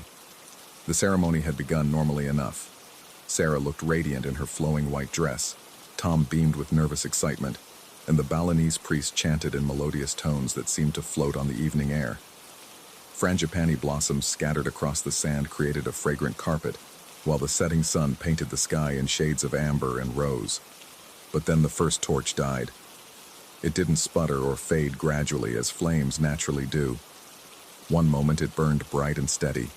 The next it simply ceased to exist. as if someone had thrown a switch.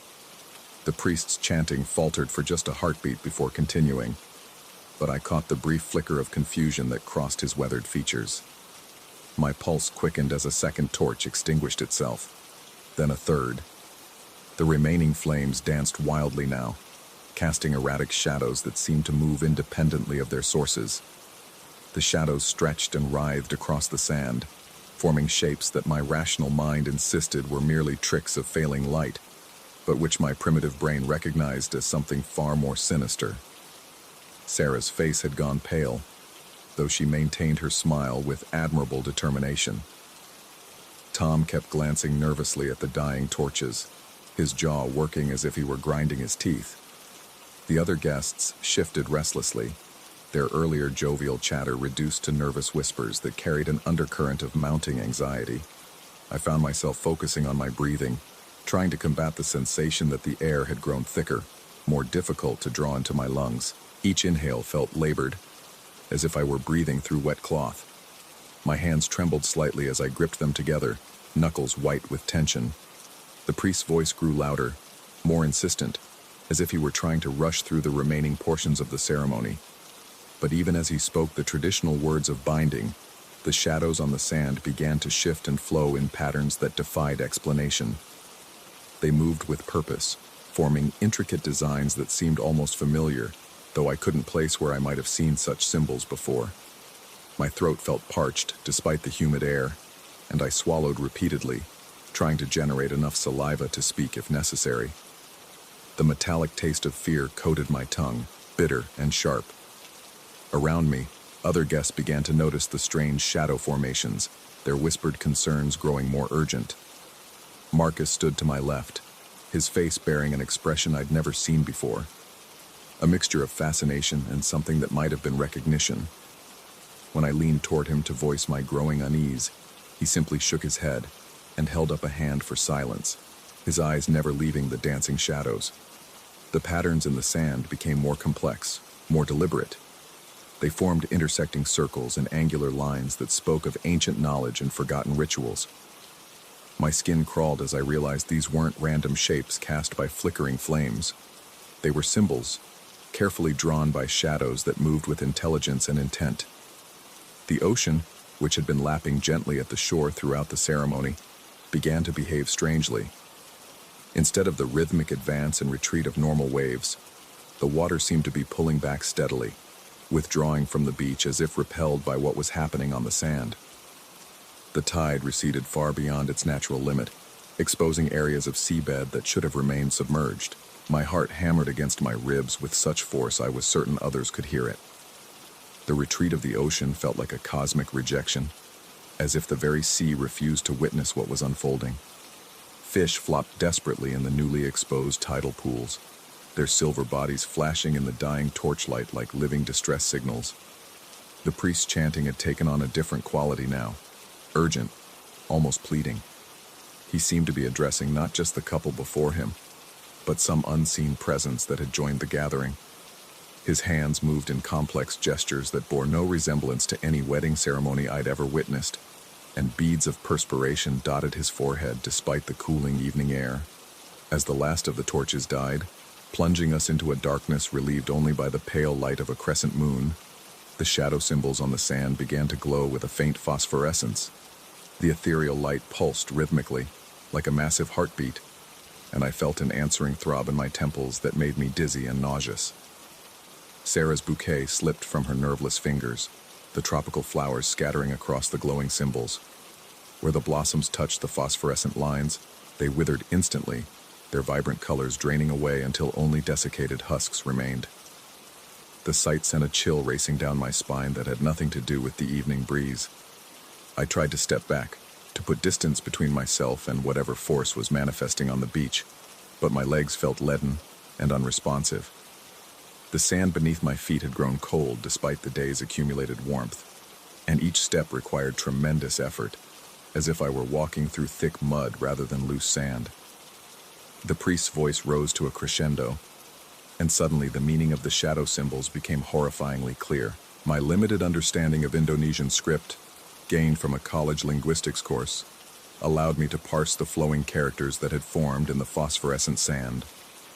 The words they spelled out made my blood freeze in my veins. Tingal Selamanya. Stay forever.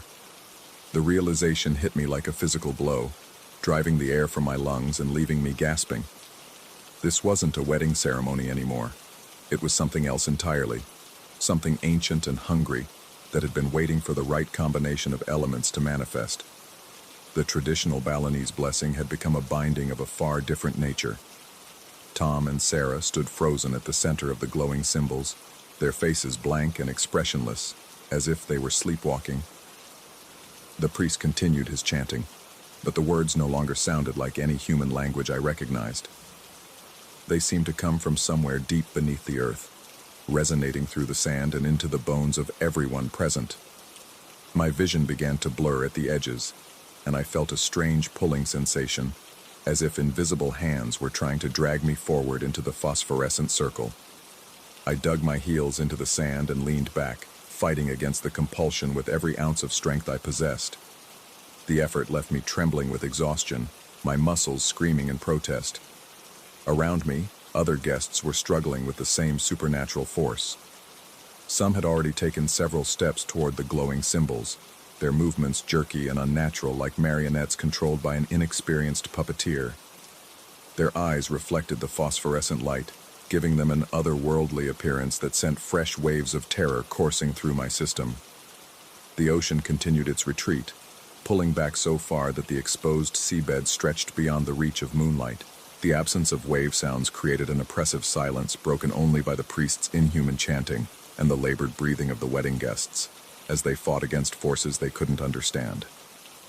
I noticed that Marcus was no longer struggling against the pull. He stood perfectly still, a serene smile playing across his lips as he watched the unfolding scene. When he turned to look at me, his eyes held a depth of knowledge that spoke of careful planning and deliberate orchestration. In that moment, I understood that we hadn't stumbled into this situation by accident.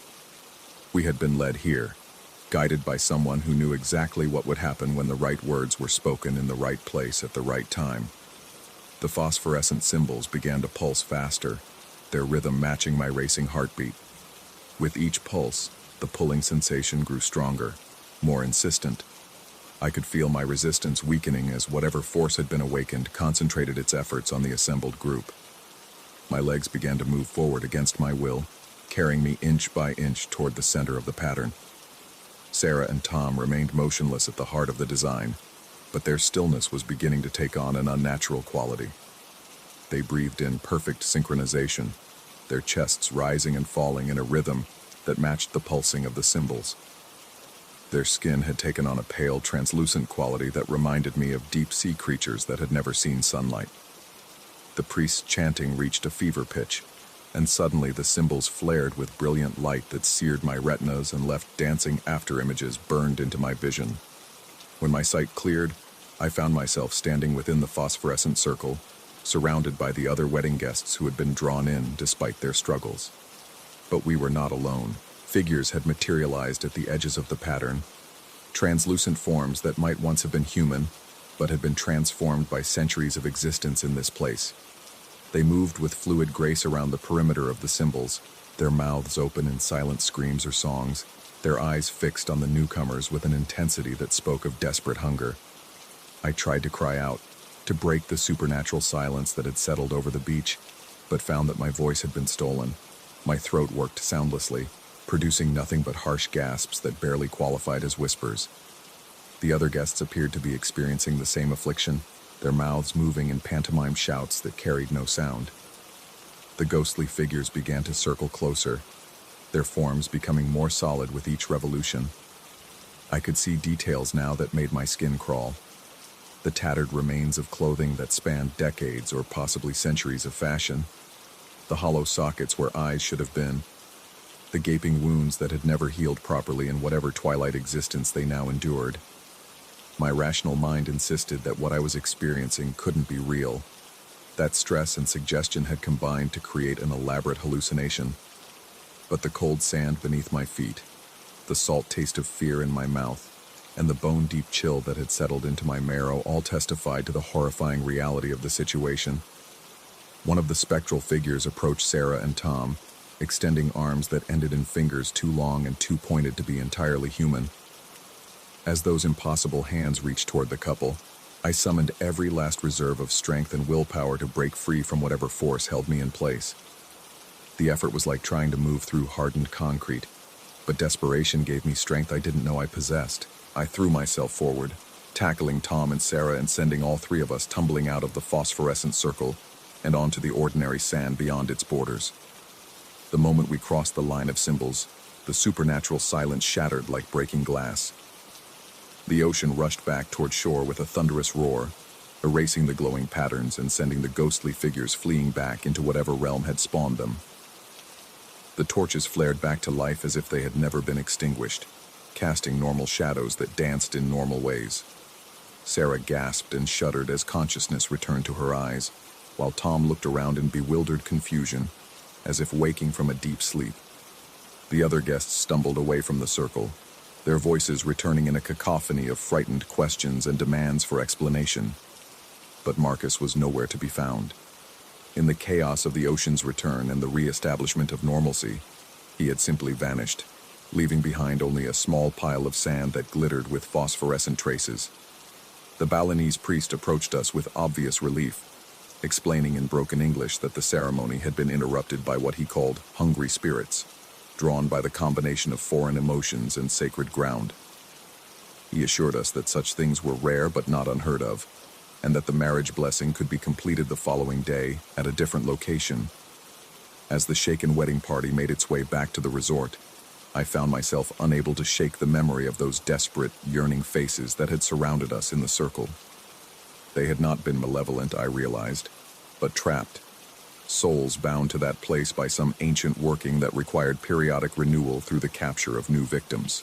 And Marcus, with his knowledge of authentic cultural experiences and his carefully orchestrated selection of this particular beach, had known exactly what would happen when the right words were spoken under the right conditions. The question that haunted me as we left the beach behind was whether he had been a willing participant in the supernatural trap, or simply another victim who had become its guardian through centuries of imprisonment. The ocean lapped peacefully at the shore once more, but I knew that somewhere beneath its placid surface, the phosphorescent symbols waited patiently for the next group of unsuspecting celebrants to gather at the water's edge. And Marcus, or whatever Marcus had become, would be there to guide them to that sacred and terrible place where the hungry spirits whispered their eternal invitation, stay forever. Story 11. The editing suite hummed with the mechanical persistence of computers that had been running too long, their fans whirring against the accumulated heat of another sleepless night. Empty energy drink cans formed a metallic graveyard across my desk, their acidic smell mixing with the stale air of a room that hadn't seen sunlight in days. The clock in the corner of my monitor glowed 3:47 a.m., but time had lost all meaning somewhere between the 100th and 101st viewing of the same footage. I was Marcus Chen, and I made my living salvaging other people's abandoned dreams. Independent filmmakers would hire me to edit their raw footage into something coherent, something sellable, something that might recoup even a fraction of their investment. Most of the time it was wedding videos or corporate training materials. Sometimes, if I was lucky, it was actual cinema, or at least something aspiring to be. This particular project had come to me through a referral from another editor who'd grown tired of dealing with difficult clients. The footage belonged to someone named David Reeves, who claimed to be working on an experimental horror film. He'd paid half up front and promised the rest upon completion, but had been impossible to reach for the past 2 weeks. His phone went straight to voicemail, his emails bounced back, and the address he'd given me led to an empty office space with 4 lease signs in every window. But the footage itself was compelling enough that I'd continued working, telling myself I'd figure out the payment situation later. There were roughly 40 hours of material spread across dozens of memory cards and hard drives, all labeled with cryptic dates and location codes that made no apparent sense. Most of it seemed to be establishing shots of an old warehouse district, the kind of post-industrial wasteland that independent filmmakers loved. for its gritty authenticity and non-existent location fees. The warehouse in question was a sprawling concrete monument to some long-dead manufacturing empire. Its windows had been broken out years ago, leaving jagged teeth of glass that caught the light in unsettling ways. Graffiti covered the lower walls in layers, each new artist attempting to claim their territory over the ghosts of previous vandals. Inside, the space was cavernous and echoing, filled with abandoned machinery that cast twisted shadows in whatever light managed to penetrate the gloom. What made the footage unusual was its obsessive thoroughness. Reeves had apparently filmed every corner of the building from every conceivable angle, creating a comprehensive visual map of decay and abandonment. There were hundreds of shots of the same rusted pipes, the same crumbling concrete walls, the same pools of stagnant water that reflected the sparse lighting like black mirrors. But it was when I reached the end of the batch I'd been working on that I noticed something strange. The final clip was supposed to be 3 minutes and 47 seconds long, according to the metadata. But when I played it back, it ran for 3 minutes and 52 seconds. 5 extra seconds that shouldn't have existed. My first instinct was to blame the editing software. Digital files could get corrupted, especially when they'd been transferred between different systems multiple times. But when I checked the original file, it showed the same discrepancy. The timestamp on my computer matched what the software was telling me, but the content extended beyond what should have been possible. Those extra 5 seconds showed something that made my chest tighten with inexplicable unease. The camera was positioned somewhere in the middle of the warehouse's main floor, pointing toward what appeared to be a makeshift film set. Someone had arranged several pieces of furniture in a rough approximation of a living room. A threadbare couch, a coffee table missing one leg, a floor lamp with a bent shade that cast uneven light across the concrete. It looked like the kind of set a film student might throw together on a non-existent budget, using whatever they could scavenge from thrift stores and dumpsters. But that wasn't what made my hands start to tremble as I gripped the edge of my desk. In those impossible 5 seconds, I could see a figure moving through the frame. The lighting was poor and the image quality grainy, but there was no mistaking the shape of a person walking between the furniture pieces, adjusting the lamp, testing the stability of the coffee table. The figure moved with purpose, like someone familiar with the space, someone who belonged there. The figure was me, not someone who looked like me, not a distant resemblance that my tired mind might have conjured from the pixelated darkness. It was unmistakably me, wearing the same black hoodie I had on at that very moment, the same worn jeans, even the same pair of white sneakers that I'd been meaning to replace for months. My heart hammered against my ribs as I watched myself move through the abandoned warehouse, a place I had never been, doing things I had never done. The angle of the shot was impossible, positioned at a height and distance that would have required the camera to be suspended in midair, with no visible support structure. I rewound the clip and watched again. The extra seconds remained, showing the same impossible scene. My digital doppelganger continued his purposeful movements through the makeshift set, occasionally glancing up toward the camera with an expression I couldn't quite read from this distance. The third time I watched it, I noticed something that made my mouth go dry. In the final second of the extra footage, the figure that looked like me turned to face the camera directly. Even through the poor image quality, I could see him raise his hand in what might have been a wave, or might have been something else entirely. His mouth moved as if he were saying something, but there was no audio track attached to this particular file. I tried to tell myself there had to be a rational explanation. Maybe Reeves had hired an actor who resembled me. Maybe the footage had been corrupted in some way that created a visual artifact. Maybe I was more exhausted than I'd realized, and my mind was playing tricks on me in the perpetual twilight of my windowless editing suite. But when I opened the next file in the sequence, my rationalizations crumbled like the concrete walls in the warehouse. This clip was labeled as interior footage from a different section of the building, shot several days later according to the timestamp. It should have been straightforward B-roll material, the kind of atmospheric shots that would be useful for establishing mood and pacing. Instead, I found myself looking at nearly 6 minutes of footage that showed the same abandoned set from multiple angles. And in every single shot, there I was. Sometimes I was in the background, barely visible in the shadows between pieces of furniture. Sometimes I was the focus of the frame, moving with the confident familiarity of someone who'd been in this space many times before. I watched myself adjust lighting equipment I'd never seen, move props I'd never touched, and work with a sense of purpose that made no sense given that I'd never set foot in that warehouse. The angles were wrong in every shot.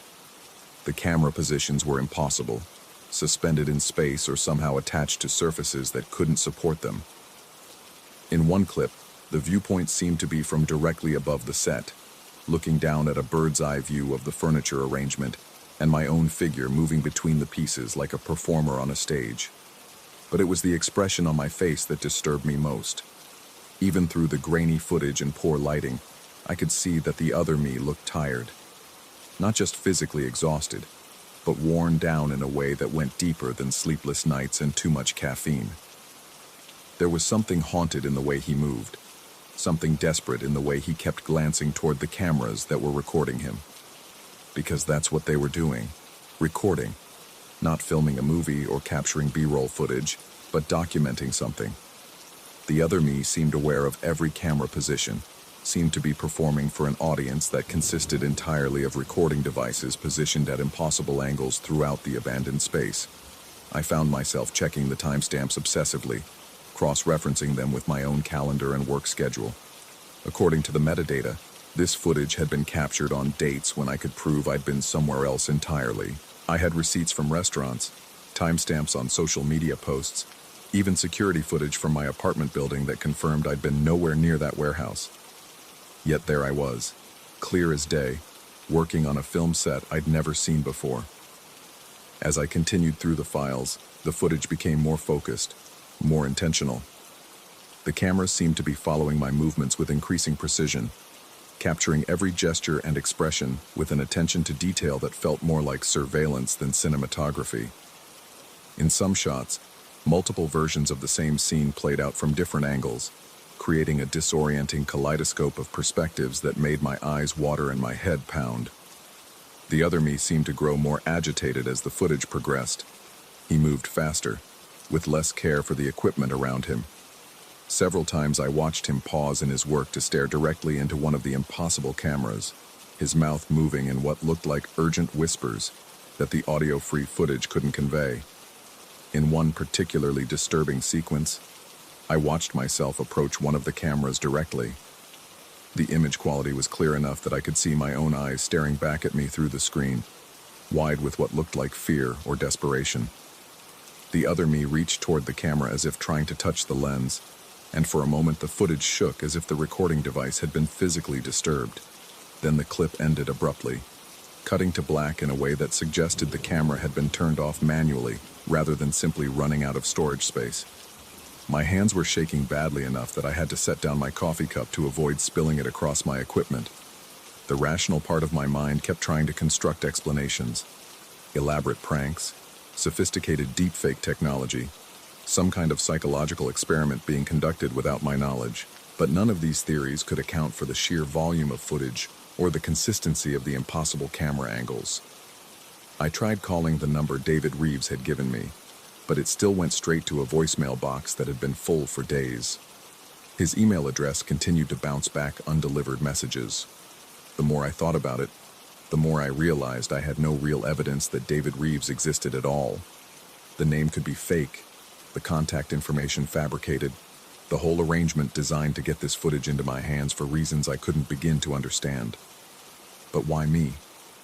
Why go to such elaborate lengths to show me footage of myself in a place I'd never been? The answer came in the final batch of files, the ones I almost didn't have the courage to open. These clips were different from the others.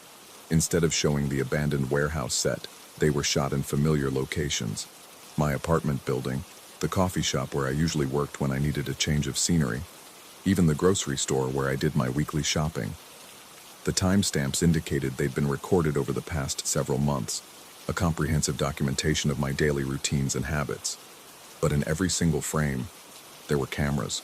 Not visible cameras, but the evidence of their presence. Reflections in windows that showed impossible viewpoints.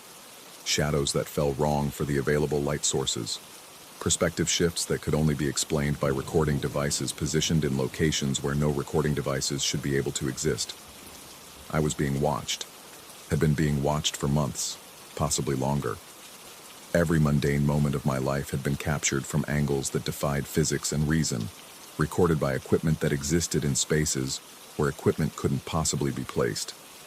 The final clip in the sequence showed my own editing suite, the same room where I sat at that very moment. The footage was shot from somewhere near the ceiling, looking down at my desk with its scattered energy drink cans and tangled cables. I could see myself hunched over my computer, working on the very footage I was watching. But the timestamp on this clip showed it had been recorded 3 hours in the future. I looked up at the ceiling above my workstation, searching for any sign of a camera or recording device. The drop ceiling tiles were undisturbed, the corners free of any obvious surveillance equipment. But according to the footage, in 3 hours I would be sitting in exactly the same position, wearing exactly the same clothes, continuing to work on material that showed me in places I'd never been. The loop was closing. Whatever had recorded me in that abandoned warehouse was here now, in my own space, documenting my discovery of its impossible documentation. The cameras that captured images from angles that couldn't exist were watching me realize they were watching me, creating a recursive spiral of observation that made my vision blur and my breathing shallow. I tried to leave the room, but my legs felt weak and unsteady. The hallway outside my editing suite seemed longer than it should be, stretching away from me like a funhouse mirror distortion. The walls were covered with security cameras I'd never noticed before, each one tracking my movement with mechanical precision. When I finally made it to the building's exit, I found the door locked from the inside. The key I'd been using for months no longer fit the lock, as if the mechanism had been changed while I wasn't paying attention. Through the glass doors, I could see the street beyond, but it looked wrong somehow, the proportions subtly off, the lighting coming from directions that didn't match the position of the streetlights. I returned to my editing suite because there was nowhere else to go. The footage was still playing on my monitor, showing the same impossible perspectives of my own life from angles that shouldn't exist. But now there were new files in the directory, ones that hadn't been there before. Files with timestamps that extended into the next several days, showing footage that hadn't happened yet, but would, because I'd seen it happening, and therefore, it had to happen. I understood then that I wasn't just watching the footage. I was part of it, had always been part of it.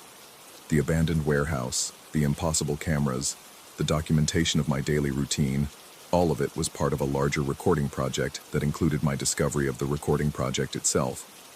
Somewhere in the distance between reality and documentation, I'd become both the observer and the observed, the editor and the edited, the filmmaker, and the subject of a film that was still being made by cameras that existed in the spaces between what was possible and what was necessary. The footage continued to play, showing me sitting in my editing suite, watching footage of myself sitting in my editing suite, watching footage of myself in an endless regression of observation that stretched back to the abandoned warehouse and forward into a future where I would continue watching, continue editing, continue being recorded from angles that couldn't exist by equipment that was always there, but never visible. I reached for my phone to call someone, anyone, but stopped when I realized that whoever I called would become part of the footage too. The cameras would find them, document them, create impossible perspectives of their lives that would draw them into the same recursive loop that had captured me. Instead, I returned to my work. Because that's what the footage showed me doing. Because in 3 hours, a camera positioned somewhere that couldn't exist would record me in exactly this position, making the discovery that I'd already made, and would continue making for as long as the documentation required. The editing suite hummed with mechanical persistence, its fans whirring against the accumulated heat of computers that had been running far longer than I could remember. The timestamp in the corner of my monitor continued its steady progression toward a future that had already been recorded, would be recorded, was being recorded from an angle that made no sense, but captured everything with perfect, impossible clarity. And in the distance, in the spaces between frames, the cameras continued their patient observation of a reality that existed only because it was being documented by equipment that was always there, always watching, always recording from angles that shouldn't exist but did. because someone had to be watching for any of this to be real at all.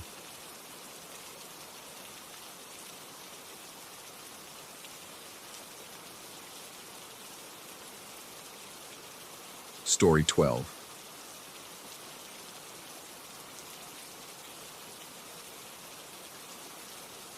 The fog rolled in like a living thing, thick fingers of gray mist wrapping around my fishing boat until I couldn't see my own hands gripping the wheel. That should have been my first warning to turn back. But the fish had been biting all morning, and I'd already filled 2 coolers. Greed kept me out there longer than sense would have allowed. When the mist finally began to thin, I found myself staring at something that shouldn't have existed.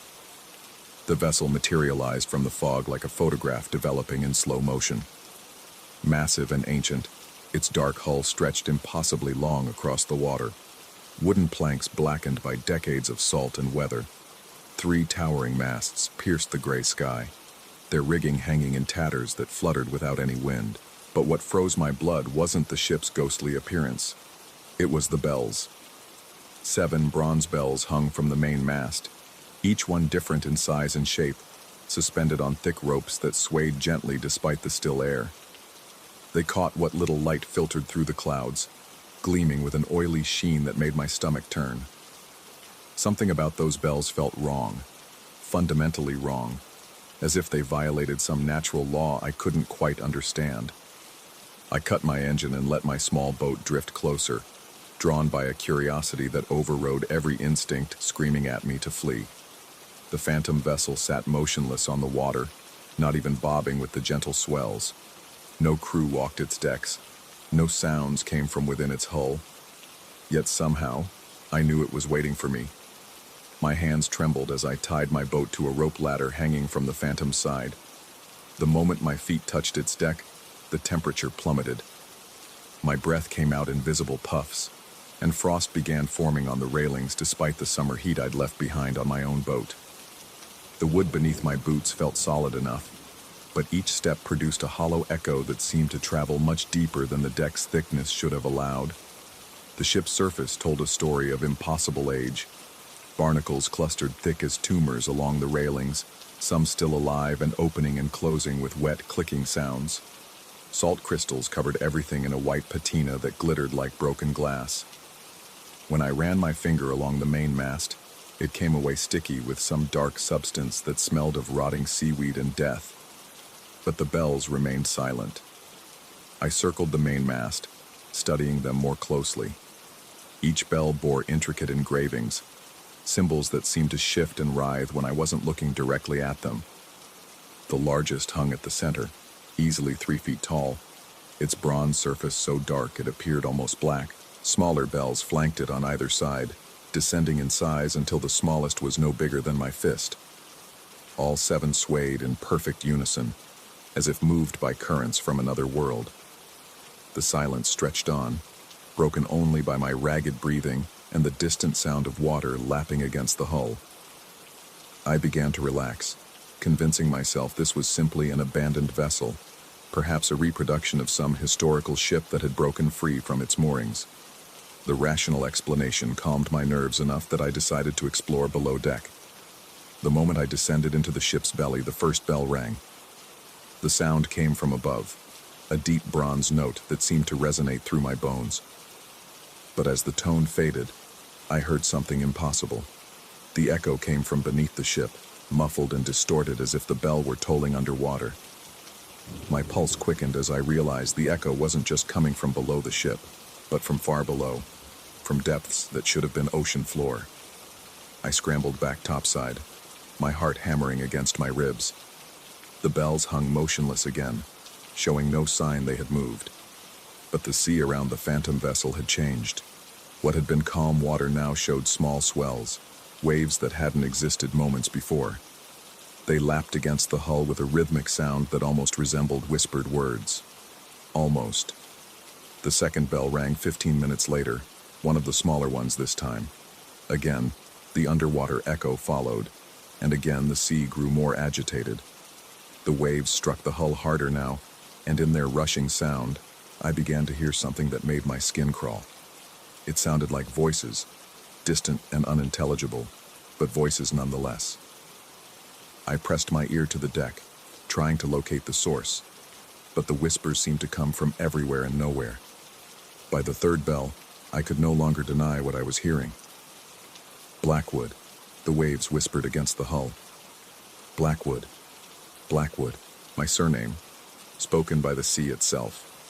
My hands shook as I gripped the railing, knuckles white with strain. Sweat poured down my face despite the unnatural cold, and my mouth felt packed with cotton.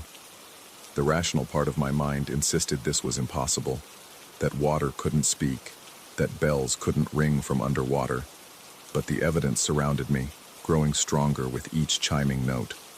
The fourth bell tolled, and the sea's voice grew clearer. "Come down, Blackwood. Come down to us." The waves now crashed against the hull with violent force, sending spray high into the air.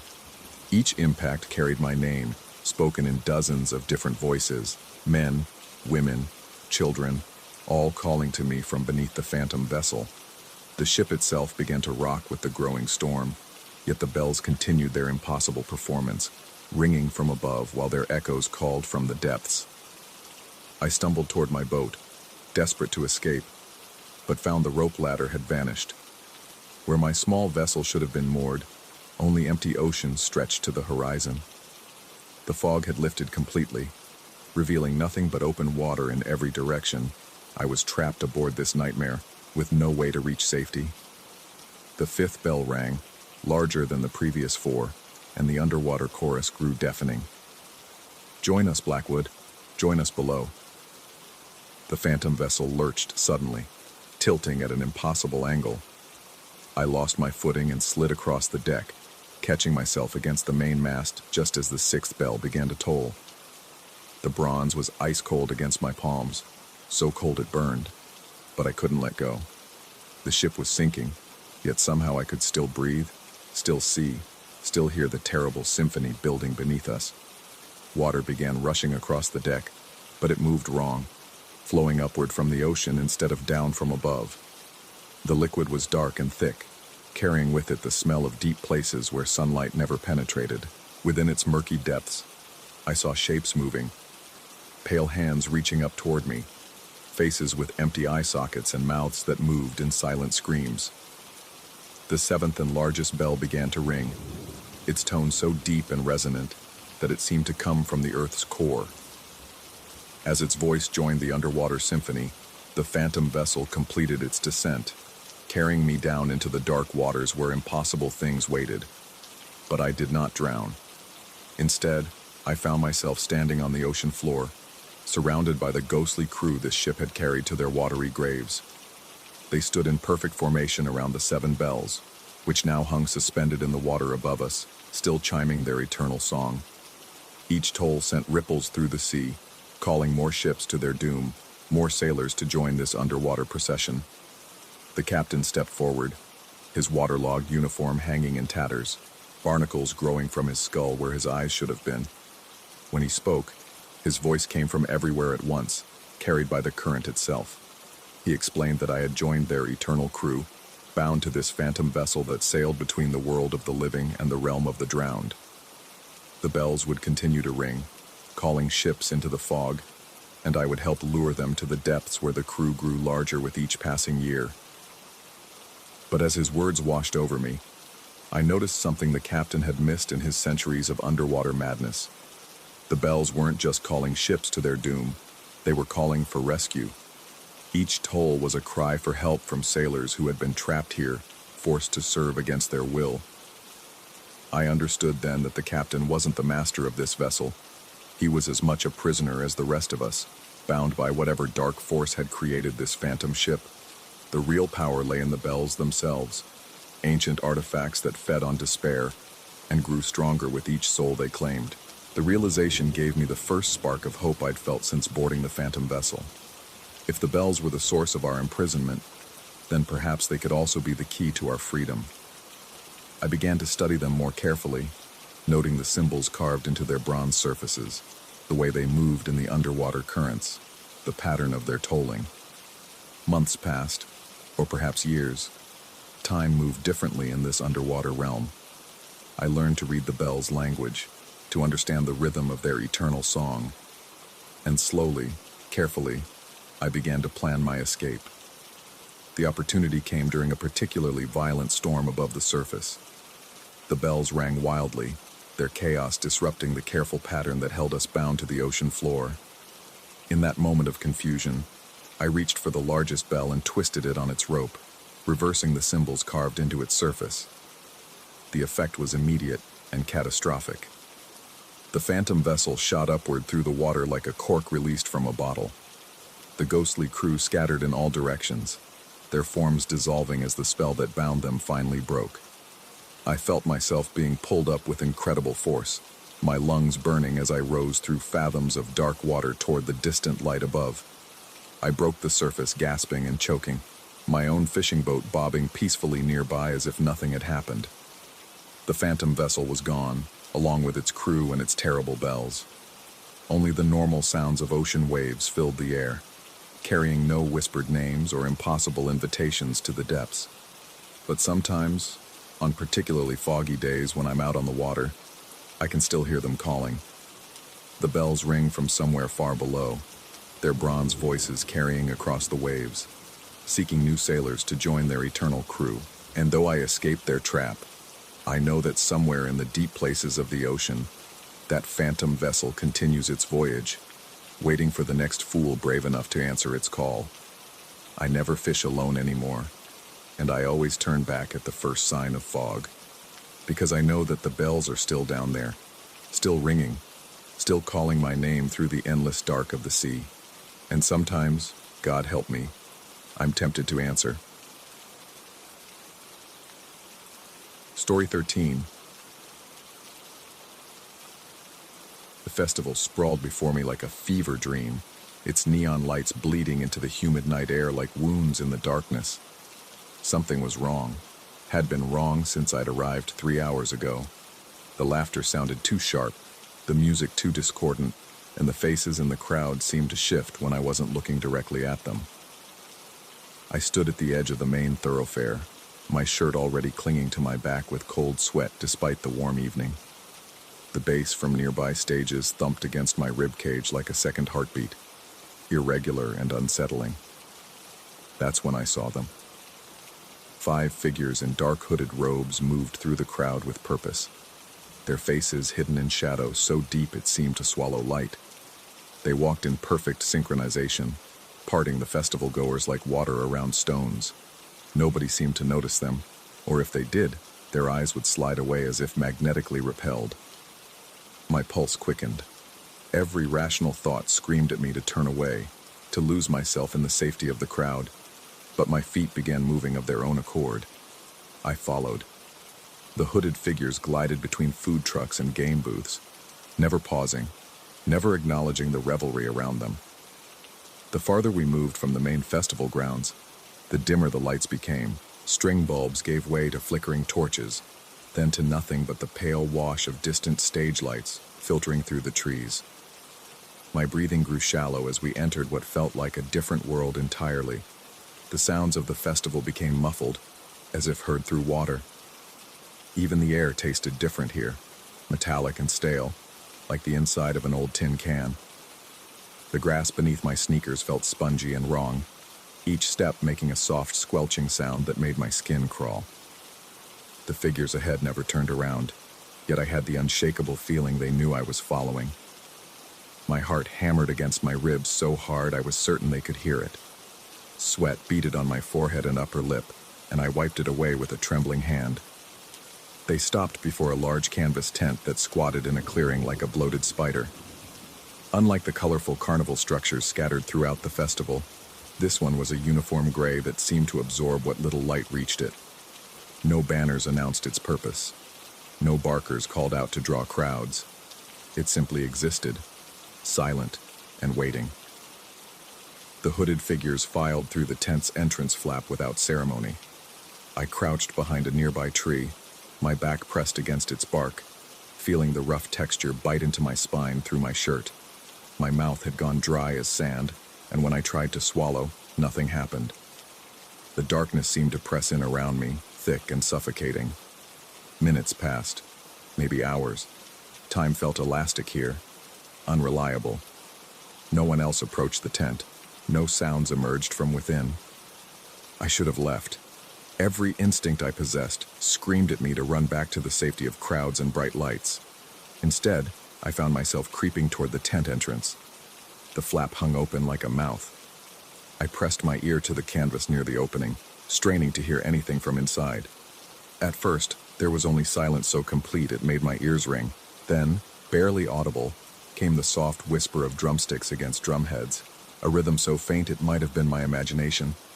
I pulled the flap aside just enough to peer through. The interior defied all logic. The tent was far larger inside than its exterior dimensions could possibly allow. The ceiling stretched impossibly high, lost in shadows that seemed to move and writhe when I wasn't looking directly at them. Rows upon rows of folding chairs faced a raised platform in the center, each seat occupied by a figure sitting perfectly still. But there was something wrong with the audience. I blinked hard, squeezing my eyes shut and opening them again, certain my vision was playing tricks. The figures in the seats were translucent, like projections or mirages.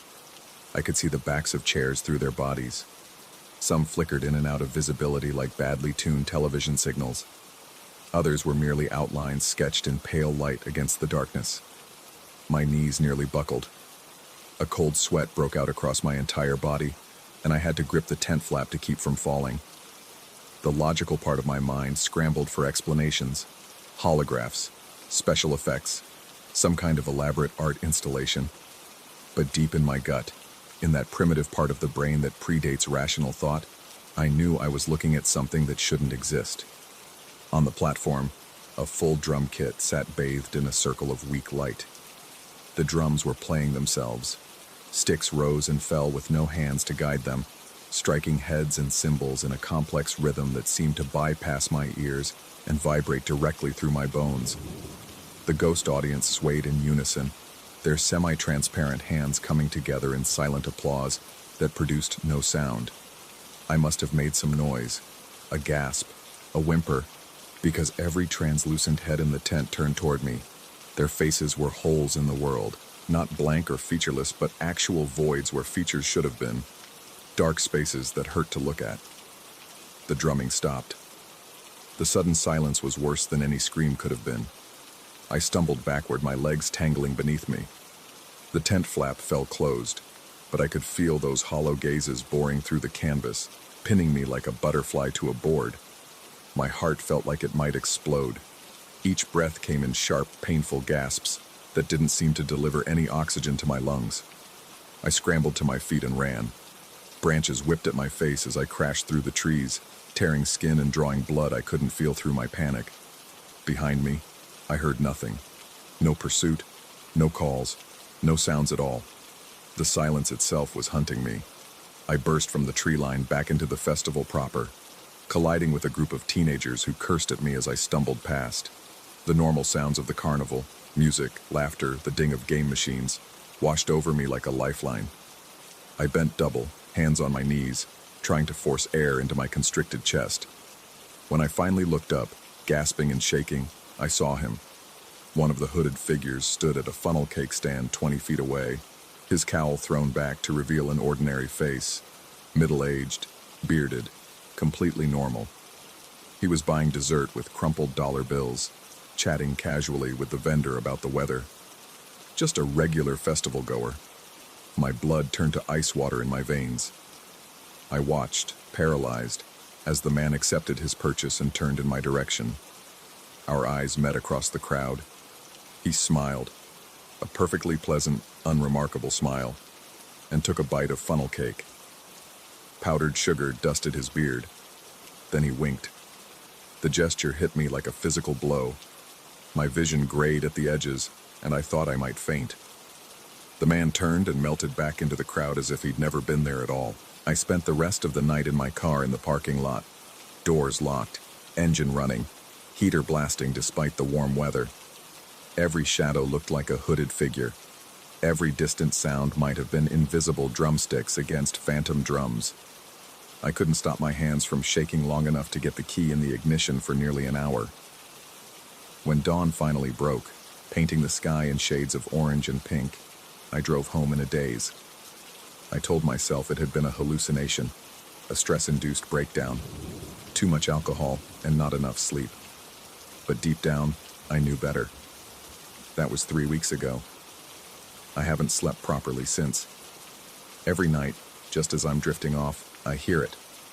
The soft whisper of drumsticks against drumheads, barely audible, but unmistakably there. I live in the apartment complex miles from the festival grounds, but somehow the sound finds me. Yesterday, I found a folding chair in my bedroom. I'd never seen it before. It wasn't mine. The landlord swore he hadn't been in my apartment. There was no sign of forced entry, no missing items, nothing else out of place. Just a simple metal folding chair positioned at the foot of my bed, facing toward where I sleep. I threw it in a dumpster behind my building. When I came home from work, it was back. The chair sits there now as I write this, and I can't bring myself to look at it directly. In my peripheral vision, I swear I can sometimes see a faint outline sitting in it, translucent, flickering, patient, waiting for a show that may have already begun. I've started hearing applause in the walls. The logical part of my mind insists this is all psychological. Trauma manifesting as paranoid delusions, perfectly explainable and treatable. But every instinct I possess whispers a different truth. I was never meant to see what I saw in that tent. Some boundaries aren't meant to be crossed. Some audiences aren't meant to be joined. The drumming is getting louder now, and I can feel eyes that aren't there watching me from a chair that shouldn't exist. The festival ended weeks ago, but I'm beginning to understand that for some of us, the show never really stops. It just changes venues. Story 14. The silence in the Ozark Mountains had teeth. I discovered this truth on my third night camping alone, when the absence of sound became so complete, it pressed against my eardrums like water at depth. No cricket chirps, no owl calls, no rustling leaves despite the wind that rocked my RV with enough force to make the aluminum siding creak. The forest held its breath, and something deep in my gut warned me to hold mine too. I'd come to these mountains to escape the noise. The endless chatter of coworkers, the drone of traffic, the constant buzz of notifications that had driven me to the edge of a breakdown 3 months prior.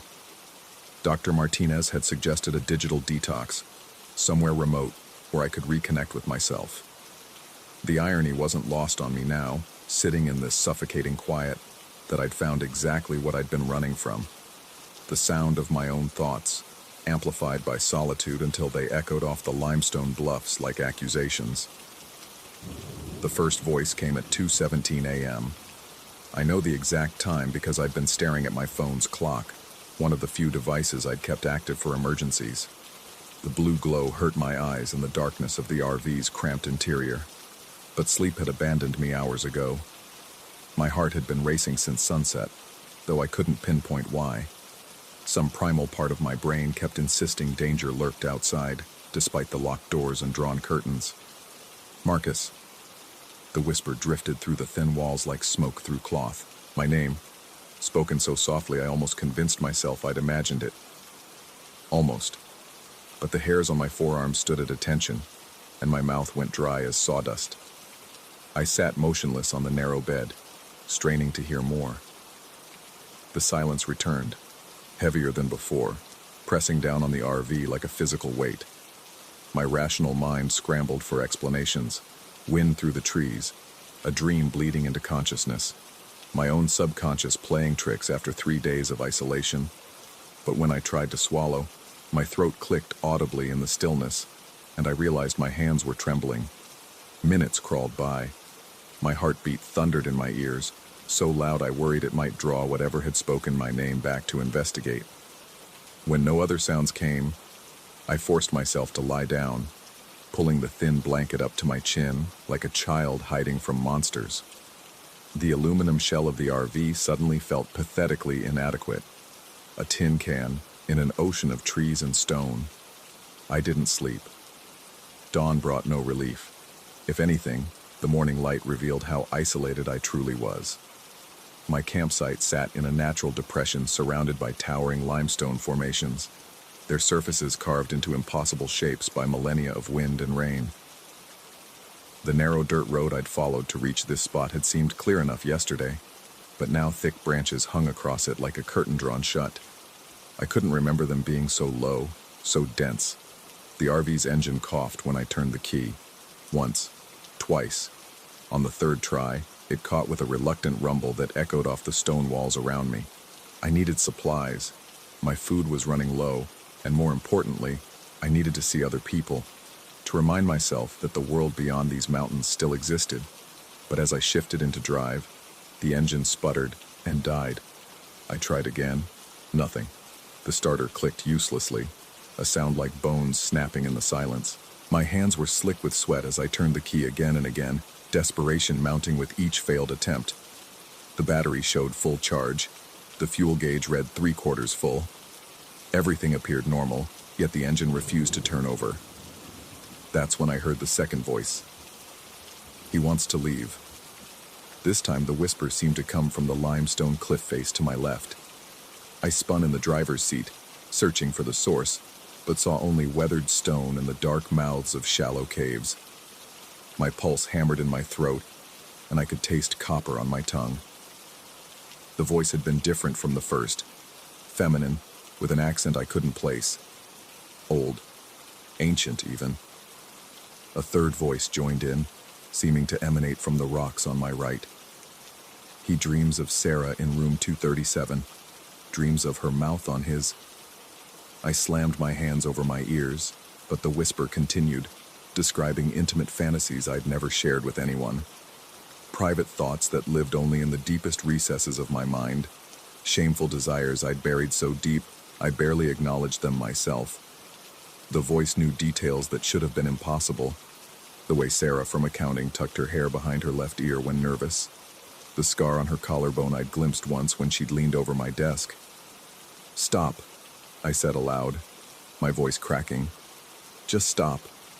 But they didn't stop. More voices joined in, a whispered chorus rising from the stone formations that surrounded me like amphitheater walls. They spoke my name in different tongues, in accents spanning centuries. They recited my browser history, my late-night searches for meaning and connection. They described the pills I'd considered taking 3 months ago when the darkness felt too heavy to bear. They knew about the loaded gun I'd held for 17 minutes one Tuesday evening before putting it back in the safe.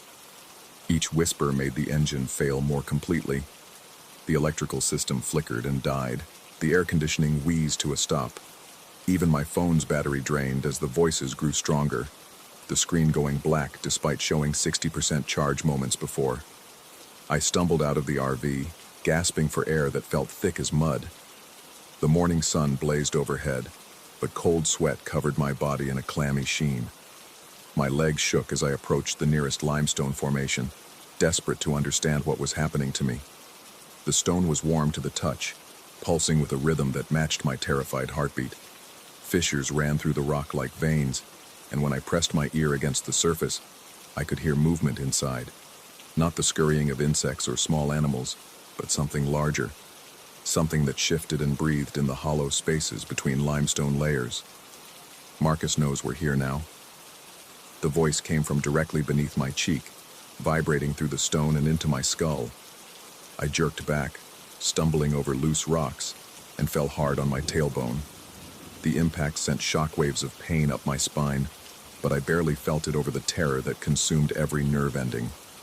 Around me, the whispers grew to a murmur, then to a conversation.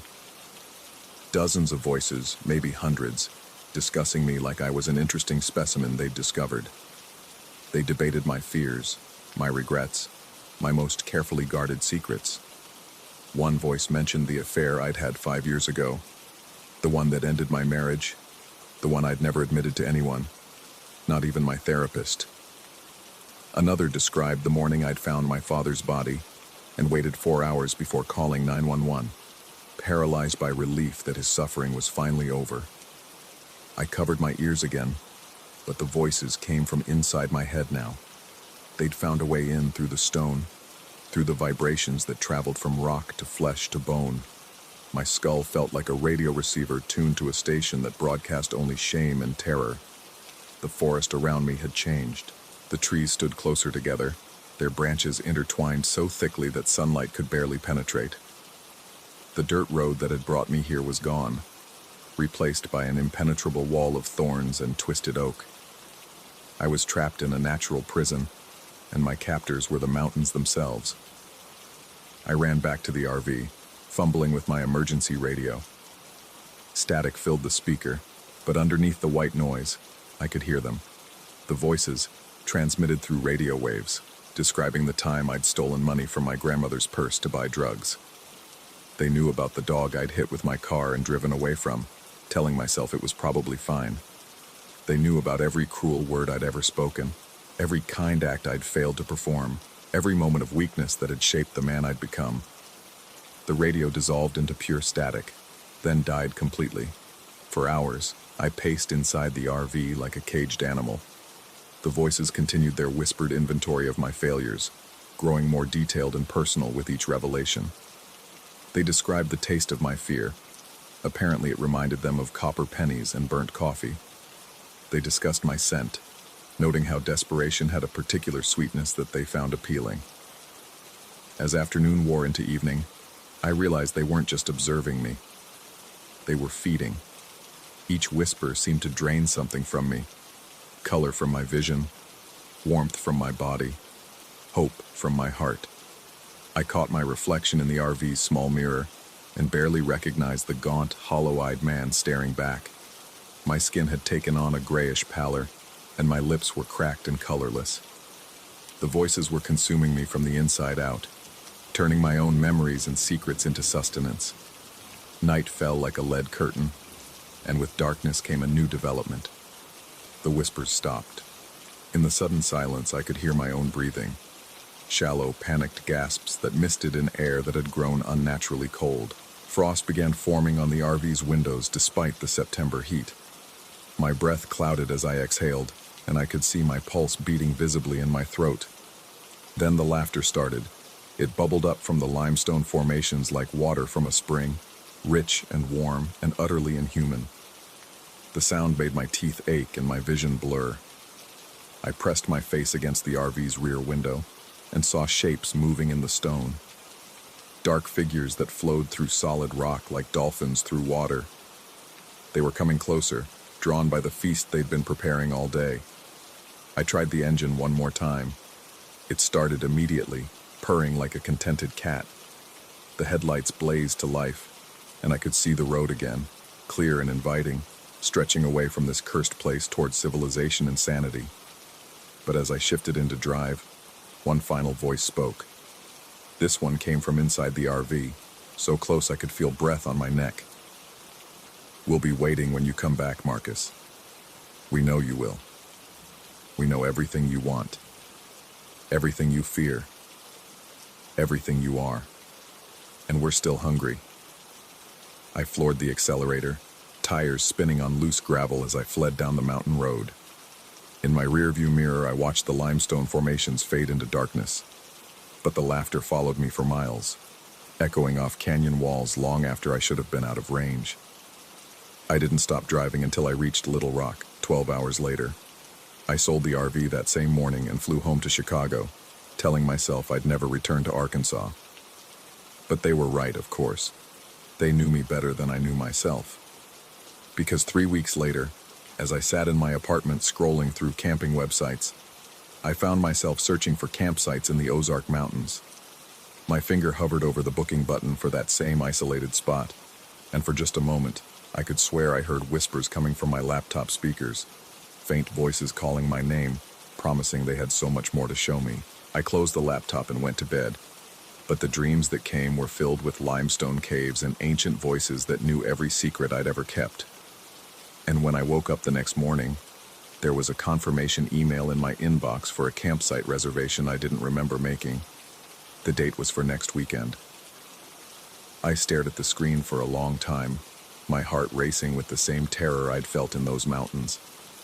But underneath the fear was something else, a twisted anticipation, a hunger that matched their own. They had taken something from me during those 3 days, but they'd also given me something in return. The knowledge that I wasn't alone with my secrets anymore. Someone was always listening, Someone always knew. And as much as the thought terrified me, it also brought a dark comfort I'd never experienced before. I left the reservation active and started packing my bags. Story 15.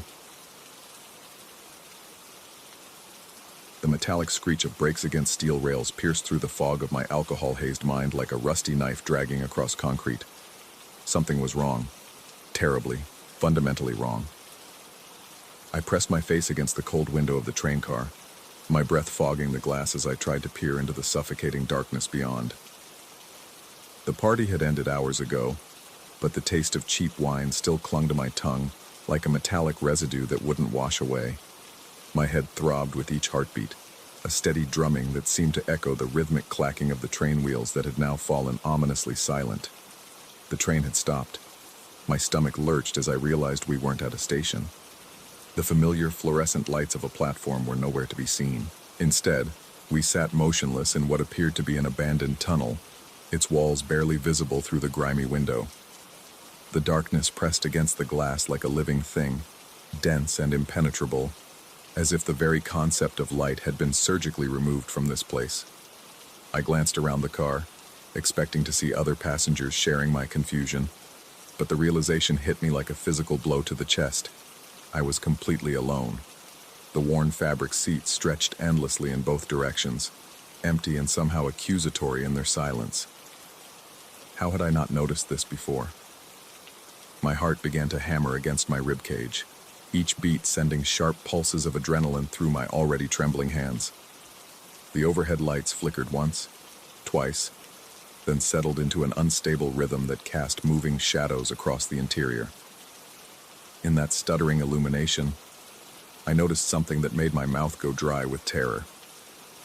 Floating outside the window, suspended in the blackness of the tunnel, were dozens of clocks, not hanging from chains or mounted on walls, but simply floating in the air like jellyfish drifting through dark water. Each clock was different. Ornate grandfather clocks, simple wall clocks, pocket watches, digital displays. But they all shared one impossible characteristic. None of them had hands or numbers. Their faces were blank, empty circles staring back at me like hollow eyes. They rotated slowly in the darkness, their surfaces catching and reflecting the train's flickering lights in ways that shouldn't have been possible. My breathing became shallow and rapid. The air in the car felt thick, almost viscous, as if I were trying to breathe through cotton. Sweat began to bead on my forehead despite the chill that seemed to emanate from the windows. I rubbed my eyes hard, hoping this was some alcohol-induced hallucination, but when I opened them again, the clocks were still there, still spinning their silent dance in the void. A soft hiss filled the car as the doors at the far end slid open. Two figures entered, moving with an unnatural gliding motion that made no sound against the metal floor. My spine turned to ice as I watched them approach. They wore what appeared to be the dark uniforms of train conductors, complete with brass buttons that gleamed despite the poor lighting. But where their faces should have been, there was nothing. Not darkness, not shadow, but an absence so complete it seemed to pull at my vision, making my eyes water as they struggled to focus on something that simply wasn't there. The figures stopped beside my seat, and I could feel their non-presence turning toward me.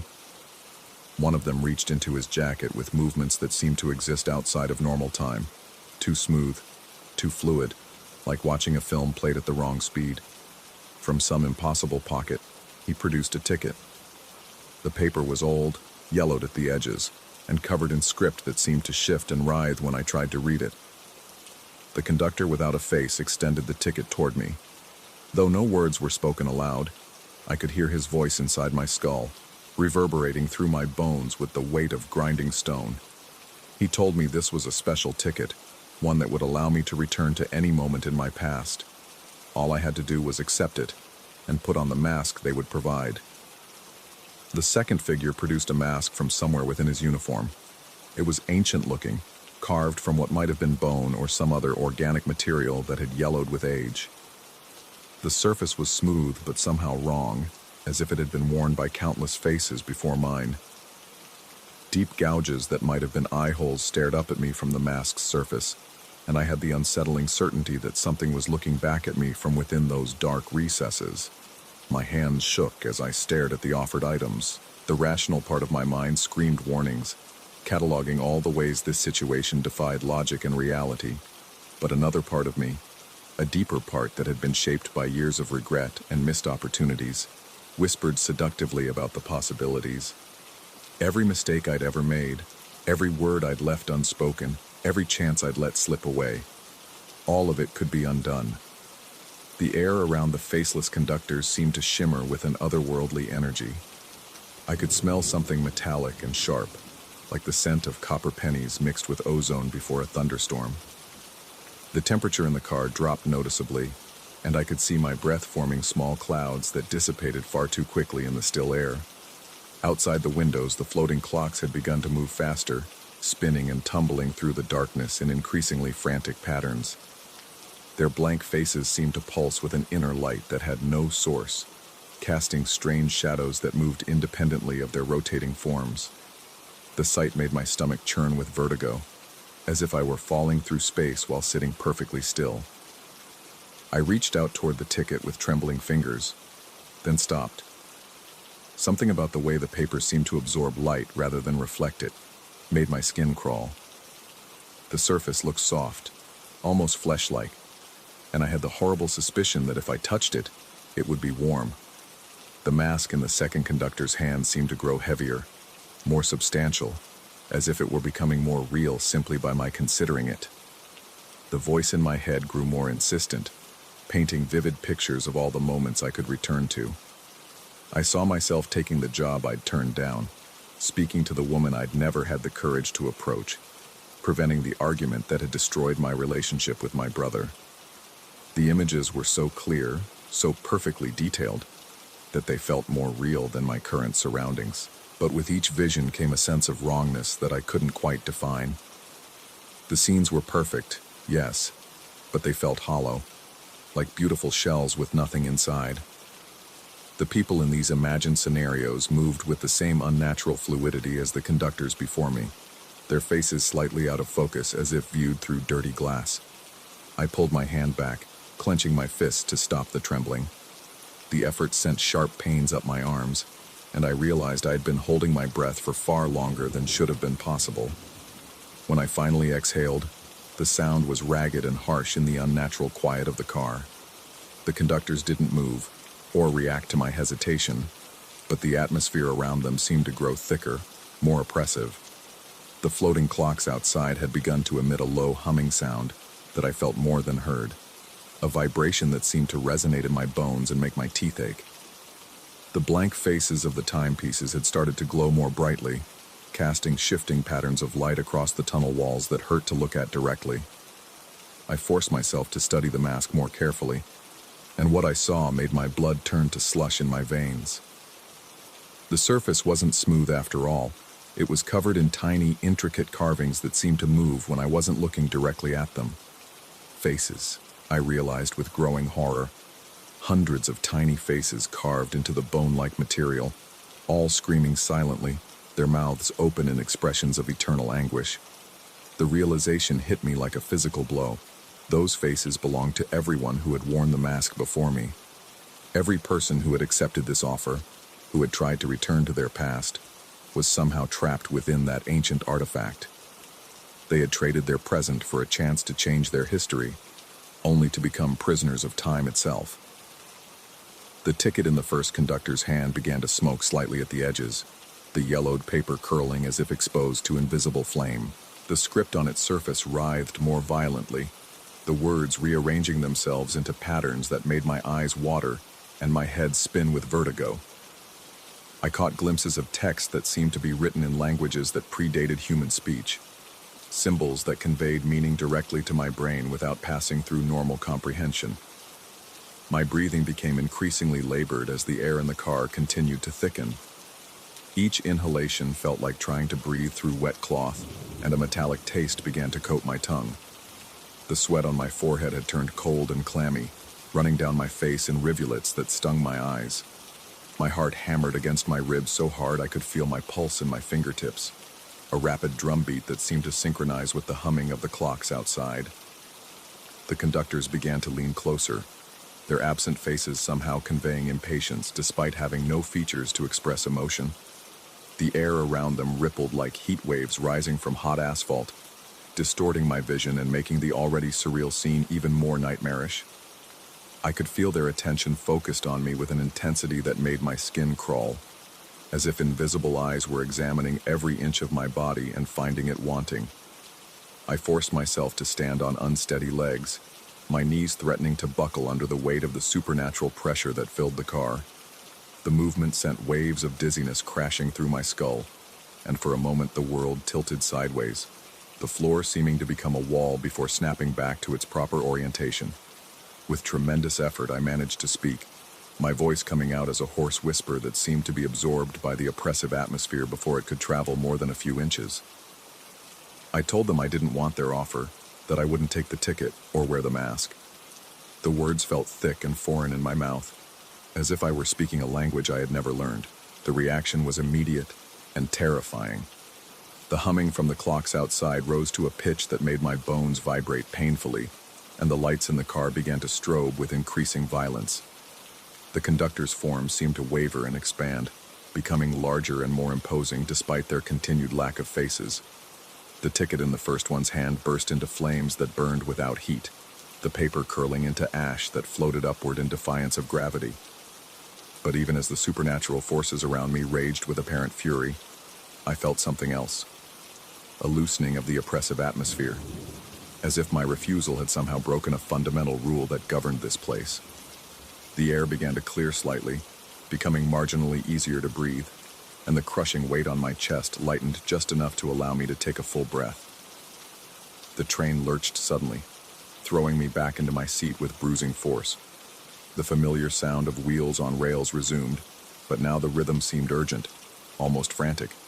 Through the windows, I watched the floating clocks begin to fade, their impossible light dimming until they were nothing more than vague shadows in the darkness. The conductors stood frozen for a moment longer, then began to dissolve like smoke, their forms becoming increasingly transparent until they vanished entirely. As the train picked up speed, racing through the tunnel toward some unknown destination, I slumped in my seat, my entire body shaking with exhaustion and residual terror. My clothes were soaked with sweat, and my hands trembled so violently I had to clench them together to make them stop. The metallic taste in my mouth had intensified, and I could feel my pulse gradually slowing from its frantic pace. The lights in the car stabilized, returning to their normal steady glow, and the oppressive atmosphere that had surrounded the conductors dissipated like morning fog. But even as the immediate supernatural threat faded, I couldn't shake the feeling that I had narrowly escaped something far worse than death. The memory of those tiny screaming faces carved into the mask surface would haunt me for the rest of my life.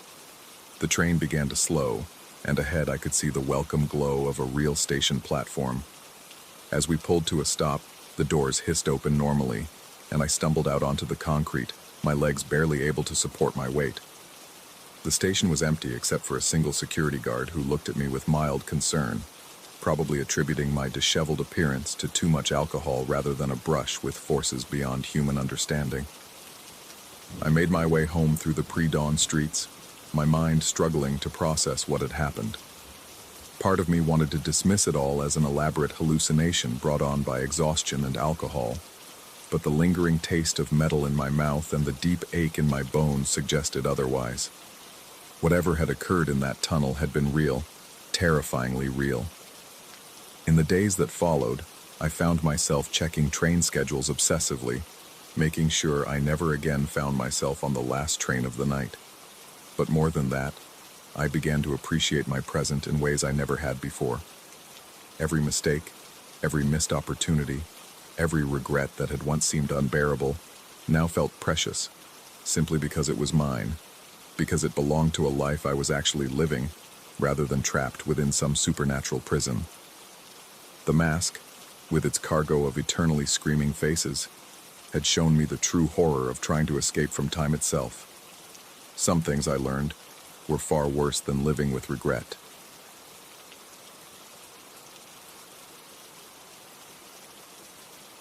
Story 16.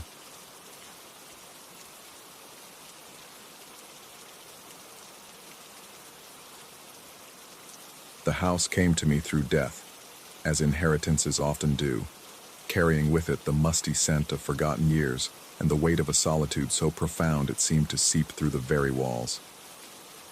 Uncle Morris had been a stranger to me in life, a reclusive figure mentioned only in hushed family conversations, and now his isolated property sprawled before me like an accusation I couldn't quite understand. The first thing I noticed about the place wasn't the peeling paint or the sagging porch boards, but the silence. It pressed against my eardrums with an almost physical weight, broken only by the occasional creak of settling wood and the distant whisper of wind through overgrown trees. The nearest neighbor lived 15 miles away, and cell service died somewhere around mile marker 7 on the winding dirt road that led to this forgotten corner of the world. I'd planned to spend just a few days sorting through Morris's belongings before putting the place on the market, but by the third afternoon, as I wandered the property's overgrown perimeter, I discovered something that made my plans suddenly feel less certain. Hidden behind a tangle of brambles and young saplings, almost invisible beneath years of accumulated debris, stood an old stone well. The structure itself seemed ancient, its rough-hewn stones dark with age and moisture. Someone had covered it with weathered planks, nailed down with rusty spikes that had clearly been there for decades. The wood had warped and split with time, creating narrow gaps that revealed nothing but impenetrable darkness below. A cold draft rose from those gaps, carrying with it a smell that reminded me of wet earth and something else I couldn't identify. Something organic and faintly sweet, like flowers left too long in stagnant water. My hands trembled slightly as I cleared away the debris, though I told myself it was just the autumn chill.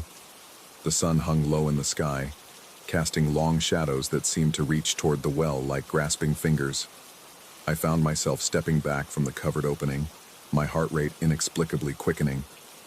The rational part of my mind noted that old wells could be dangerous, unstable structures, bad air, potential cave-ins. But there was something else, something primal, that whispered warnings I couldn't quite articulate.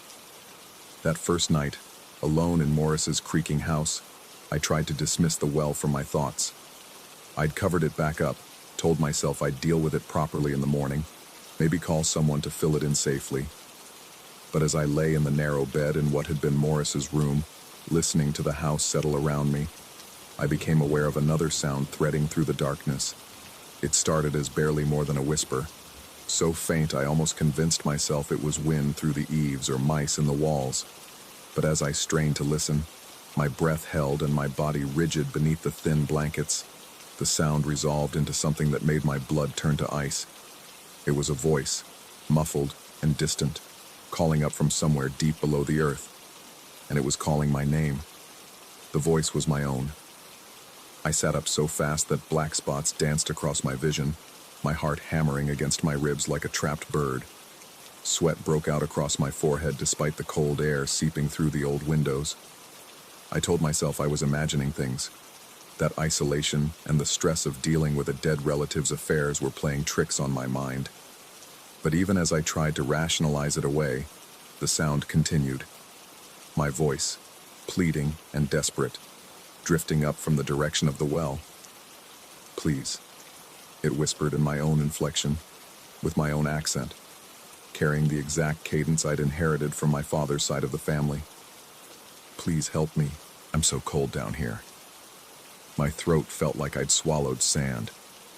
I stumbled to the window that faced the back of the property, pressing my face against the glass until my breath fogged the surface. The well was invisible in the darkness, but I could feel it out there, a presence that seemed to pulse with malevolent attention. The voice continued its pleading, sometimes louder, sometimes so soft I had to strain to hear it, but always with that terrible familiarity that made my skin crawl. I didn't sleep that night. Instead, I sat in Morris's old rocking chair, facing the window, watching for any sign of movement in the darkness beyond. My hands shook as I gripped the armrests, and I found myself speaking aloud just to hear the difference between my real voice and the one calling from below. The contrast should have been reassuring, but somehow it only made things worse. The voice from the well was getting clearer, more distinct, as if whatever was making it was learning, improving its mimicry with each passing hour. By dawn, the voice had stopped, leaving behind a silence that felt almost accusatory. I made coffee with trembling hands, the simple task grounding me in the mundane reality of morning light and caffeine. In the bright autumn sunshine streaming through the kitchen windows, the events of the night seemed surreal, like fragments of a nightmare that stubbornly refused to fade. But when I caught sight of myself in the small mirror beside the kitchen sink, something cold and electric shot down my spine. My reflection looked wrong. The change was subtle, so slight that I almost dismissed it as a trick of the morning light or the old mirror's imperfections. But there was something different about the angle of my jaw, the spacing of my eyes. It was still clearly me, but like a photograph that had been slightly distorted, as if someone had taken my face and stretched it just enough to create an uncanny valley effect that made my brain scream warnings I couldn't quite process. I stared at my reflection for long minutes, turning my head from side to side, trying to identify exactly what had changed. My facial features seemed to shift slightly with each movement, never quite settling into the familiar configuration I'd seen in mirrors my entire adult life. The sensation was deeply unsettling, like looking at a stranger wearing my skin. The second night brought the voice back with increased intensity. This time it didn't just call my name. It spoke in full sentences, recounting memories only I should know. It described my childhood dog's favorite hiding spot under the porch stairs, the scar on my knee from a bicycle accident when I was 12, the way my mother used to hum while folding laundry. Each personal detail felt like a violation, as if something was rifling through my private memories and using them against me. "Remember when you broke Mom's vase?" The voice whispered from the depths, and my blood turned to slush. I did remember. I'd been 7 years old, playing ball in the house despite repeated warnings.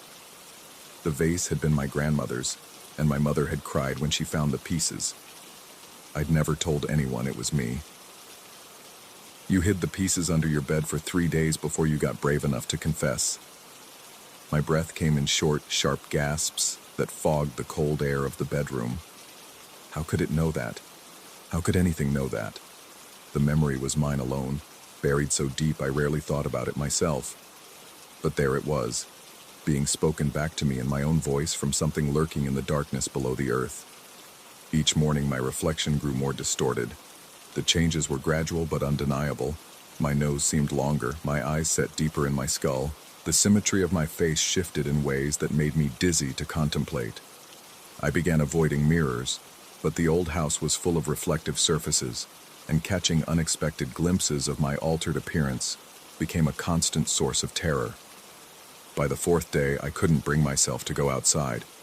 The well exerted a pull I could feel even through the walls of the house, a magnetic attraction that made my legs weak and my hands shake. I knew with a certainty that bypassed rational thought that something was climbing up from the depths. Something that wanted what I had, that was studying me, learning me, preparing to replace me entirely. The voice had evolved beyond mere mimicry. Now it spoke with my exact tone, my precise pronunciation, even capturing the slight hoarseness I developed when nervous. It told stories about my life with perfect accuracy, but with subtle changes that made my skin crawl. It described my job in accounting, but claimed I worked with numbers all day because I loved the way they added up to nothing.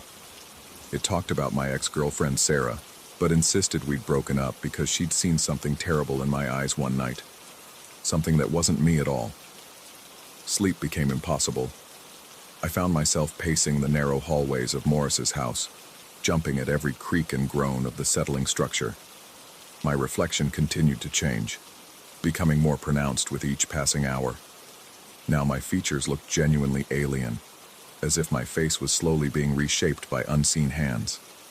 The effect was subtle enough that a stranger might not notice.